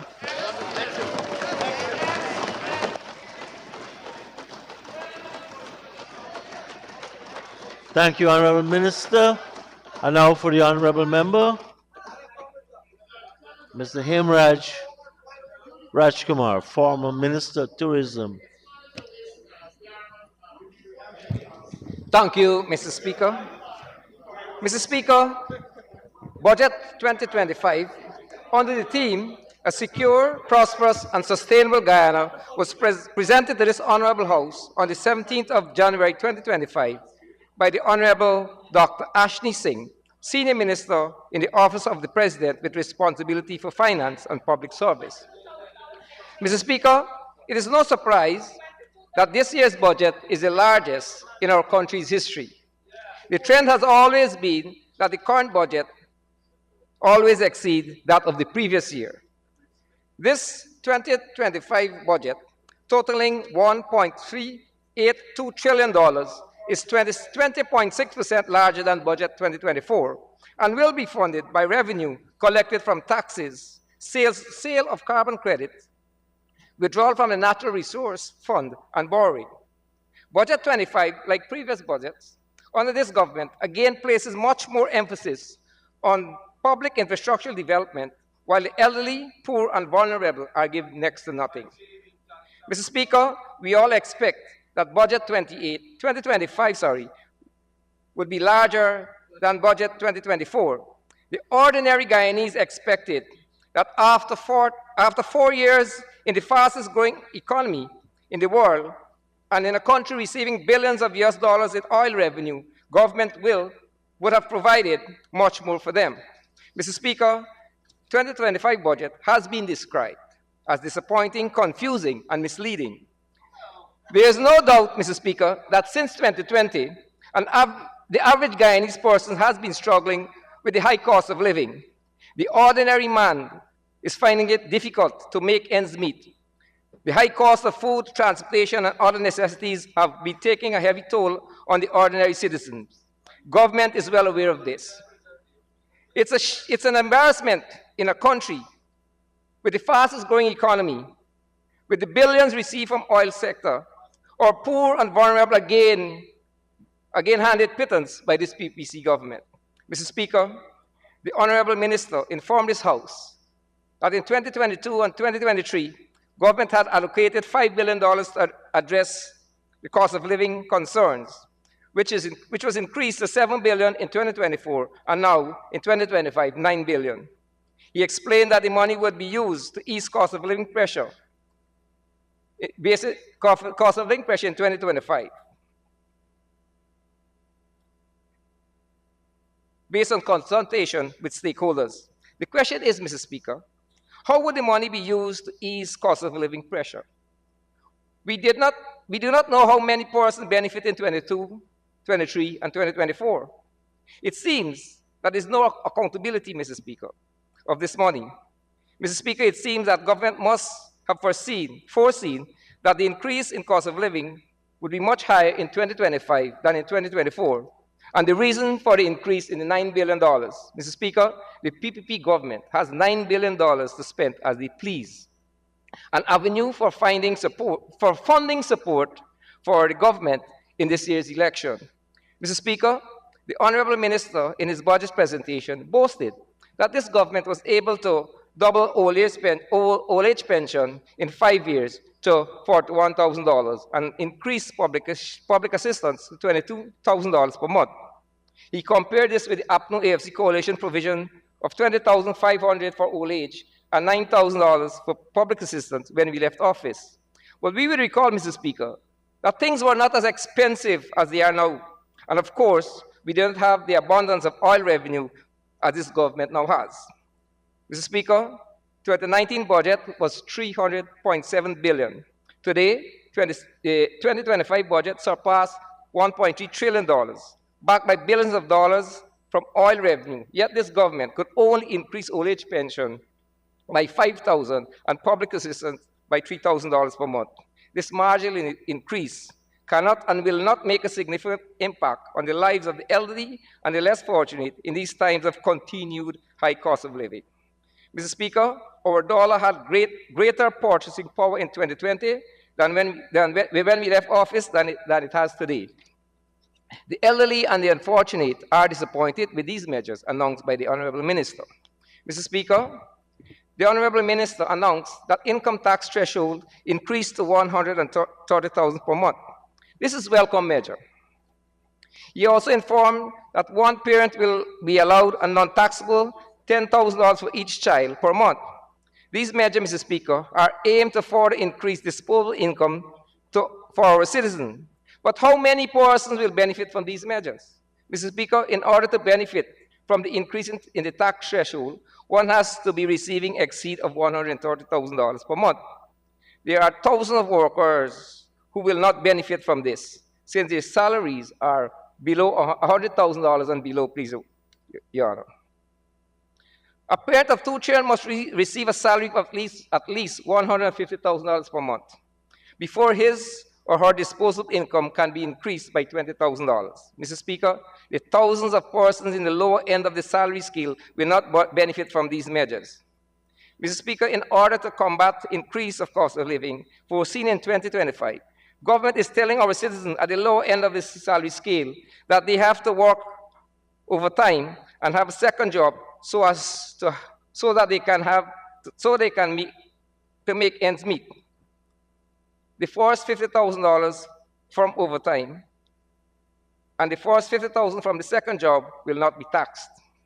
Mr. Speaker, an ordinary Guyanese, Mr. Speaker, the ordinary Guyanese are told that they have to work longer and harder so that they can make ends meet, not to get richer, but to make ends meet in this fastly growing oil economy. Reading the minister's presentation on Budget 2025, Mr. Speaker, my mind went back to a novel I read some years ago, Animal Farm by George Orwell. the ordinary animals working all day and even Sundays so that the pigs can have an enjoyable time. Mr. Speaker, it has been argued that Budget 2025, like previous PPPC budgets, focus on people and has equitable distribution of wealth to all Guyanese. Mr. Speaker, this is far from reality of Budget 2025. This year, 209.3 billion will be allocated to further develop roads and bridges infrastructure. Billions of dollars will be placed in the hands of the contractor class, the friends, the family, and favorites of this government. The 2025 budget focuses on providing opportunities for and is designed to make the friends, the family, and favorite of this government much more richer than they are. While on the other hand, our ordinary Guyanese are told that they have to work extra hours and have second job to earn a living wage. This is the disparity of Budget 25. It lacks balance and equality. Mr. Speaker, the Honorable Minister, in his presentation, stated that government, with the aim of providing the best possible care for our citizens, a $10,000 university health care voucher will be available to each person to help finance basic menu of health tests. The minister also told us that in 2020, immediately after taking office, set about to rebuild the health sector aimed at leapfrogging what was otherwise incremental approach to increase the sector's capacity. Mr. Speaker, after 4 years and billions of dollars spent to increase the sector's capacity, the government cannot provide basic health tests for our people. It was pointed out to us that there were improvements in the health sector, which include establishment of diagnostic lab, dialysis centers in Region 2, 3, 6, and 10, as well as Georgetown and along the east coast of Demerara. With the establishment of diagnostic lab, why is it that basic tests are not done at the government institution? Is it that we no longer have the qualified personnel to perform these functions? Or is it that we do not have the equipment and materials and the basic materials for these tests? Mr. Speaker, government acquired 2 power generation ships, which along with GPL will meet the growing demands until completion of the gas energy project. The Guyanese public are treated to removal of VAT on the purchase of electric generators. Is this a message, Mr. Speaker, that the government is telling us that we will experience extensive power outages in 2025, despite acquiring the service of 2 power generation ships? If we have the capacity to supply demand for electricity, then why are we encouraging our citizens to purchase generator by removing VAT? Is it that the power ships are incapable to supply the current demand of electricity? We are promised that when the gas energy project is completed, electricity costs will be reduced to 50%, by 50%. This promise will not be fulfilled in 2025, Mr. Speaker. And so the people want to know when to expect this 50% reduction in the electricity costs. People in Region 2 wants to know when the electricity bill will be reduced by half. Mr. Speaker, as we listen to the Honorable Minister delivering his Budget 2025 presentation, one gets the impression that the shortcomings of this government after 4 years in office was caused by the APNU plus AFC term in office from 2025 to 2020, and that the APNU plus AFC did nothing useful at that time. The Honorable Minister seems to have a short and selective memory. Mr. Speaker, the Honorable Minister describing tourism sector in 2020 stated, domestically, it exacerbated 5 years of policy neglect and plunged the sector into unprecedented hardship. By April 2020, visitors' arrival plummeted, revenue declined to 46%, and 30% of tourism workers jobless. But Mr. Speaker, just for the records, and the reminding of the Honorable Minister and the Guyanese public, I worked in the ministry responsible for tourism for a few months. When the APNU plus AFC government took office, a comprehensive plan was crafted to develop tourism in Guyana. By 2019, we had won 6 international awards. It was the APNU plus AFC that established Guyana as a tourism destination. In 2018, we received 183,000 visitors, injecting approximately $62.6 billion in our economy, being the second largest export earner at that time. More than the 13 billion earned in 2024, Mr. Speaker. Tourism contributed 22,000 jobs in 2018. The Honorable Minister, Walron, told us that in 2024, 2,000 jobs were created in the hospitality sector. 4 years after, and the capacity to increase employment has not increased. Mr. Speaker, there was indeed a drop in the arrivals in 2020. But before the lockdown, 86,000 visitors came to Guyana. Mr. Speaker, COVID-19 was the cause of the decline in the tourism sector in 2020.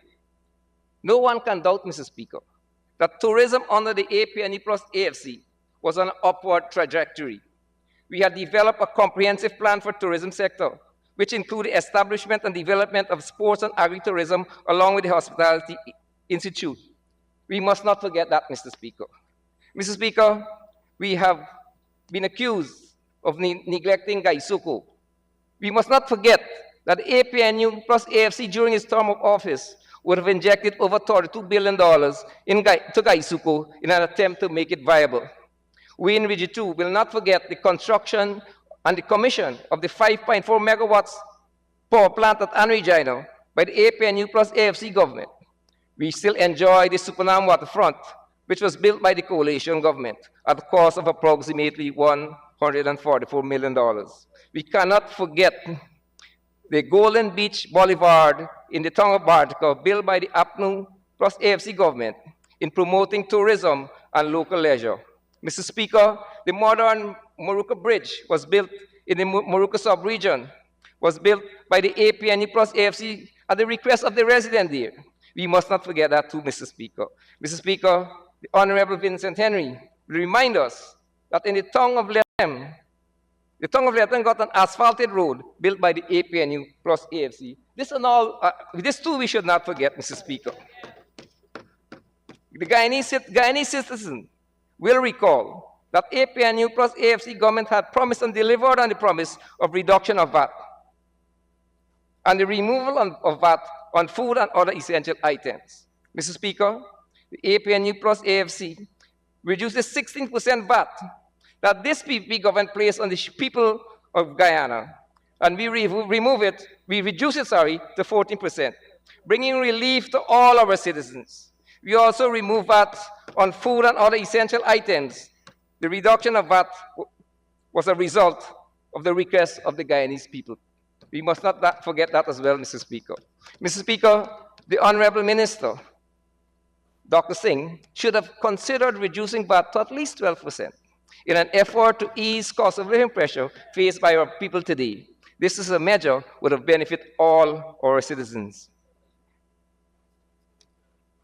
We had promised to establish passports and birth certificates and licensing office in Borbois, Essequibo, and Linden. Mr. Speaker, I'm proud to say that those promises were fulfilled under the APNU plus AFC government. We must not forget that as well. Despite not having a large budget and excessive revenue at our disposal, the APNU plus AFC government spent on infrastructure, balanced it with human development. Mr. Speaker, over the past year, I've been calling for tertiary education to be made free again. This year, the right to free education will be restored, and our students will be relieved of a burden that was placed on their shoulder by this PPC government. My hope, Mr. Speaker, is that more students take the opportunity to educate themselves. Mr. Speaker, since 2022, I've been making a call for treated water for all the residents living in Essequibo Coast. We were told that the station at Undernaming would have been completed and residents would have received treated water at the end of December 2024. We are still waiting for this service. We are now told that the water treatment plant will be constructed at Charity to Walton Hall. To this date, we are still waiting the commencement of this project. Mr. Speaker, I've been asked by some citizens to report to this House that for almost 2 years, they have completed payment for house at Charity. since payment was made. No communication to these persons as to when they would have received their house lots. These persons are waiting. I was also asked, Mr. Speaker, to inquire from the Honorable Minister to explain what he meant when he stated eligible person with NIS contribution ranging from 500 to 740 contribution will get a grant depending on the year the year of the last contribution was made. Person wants to know what is the cutoff year to be eligible for the grant. Mr. Speaker, we know that our hardworking public servants are to receive 8% increase in salary this year. What we don't know is when they will receive their increase in salary. What is preventing this government from paying the increase from the 1st of January? Mr. Speaker, the people need money to survive in these times of high cost of living. Money has been budgeted, so pay them now, Mr. Speaker. Mr. Speaker, there are at least two things this government should have done to mitigate the anticipated and continued rise in cost of living. One is to reduce VAT to 12%, and to do whatever it takes to increase the spending power of our dollar. Mr. Speaker, these are my observation and comments on Budget 2025, and cannot support the budget in its current form. So thank you very much. Thank you very much, Honorable Member. Honorable members, I think this is a good time to take the next suspension.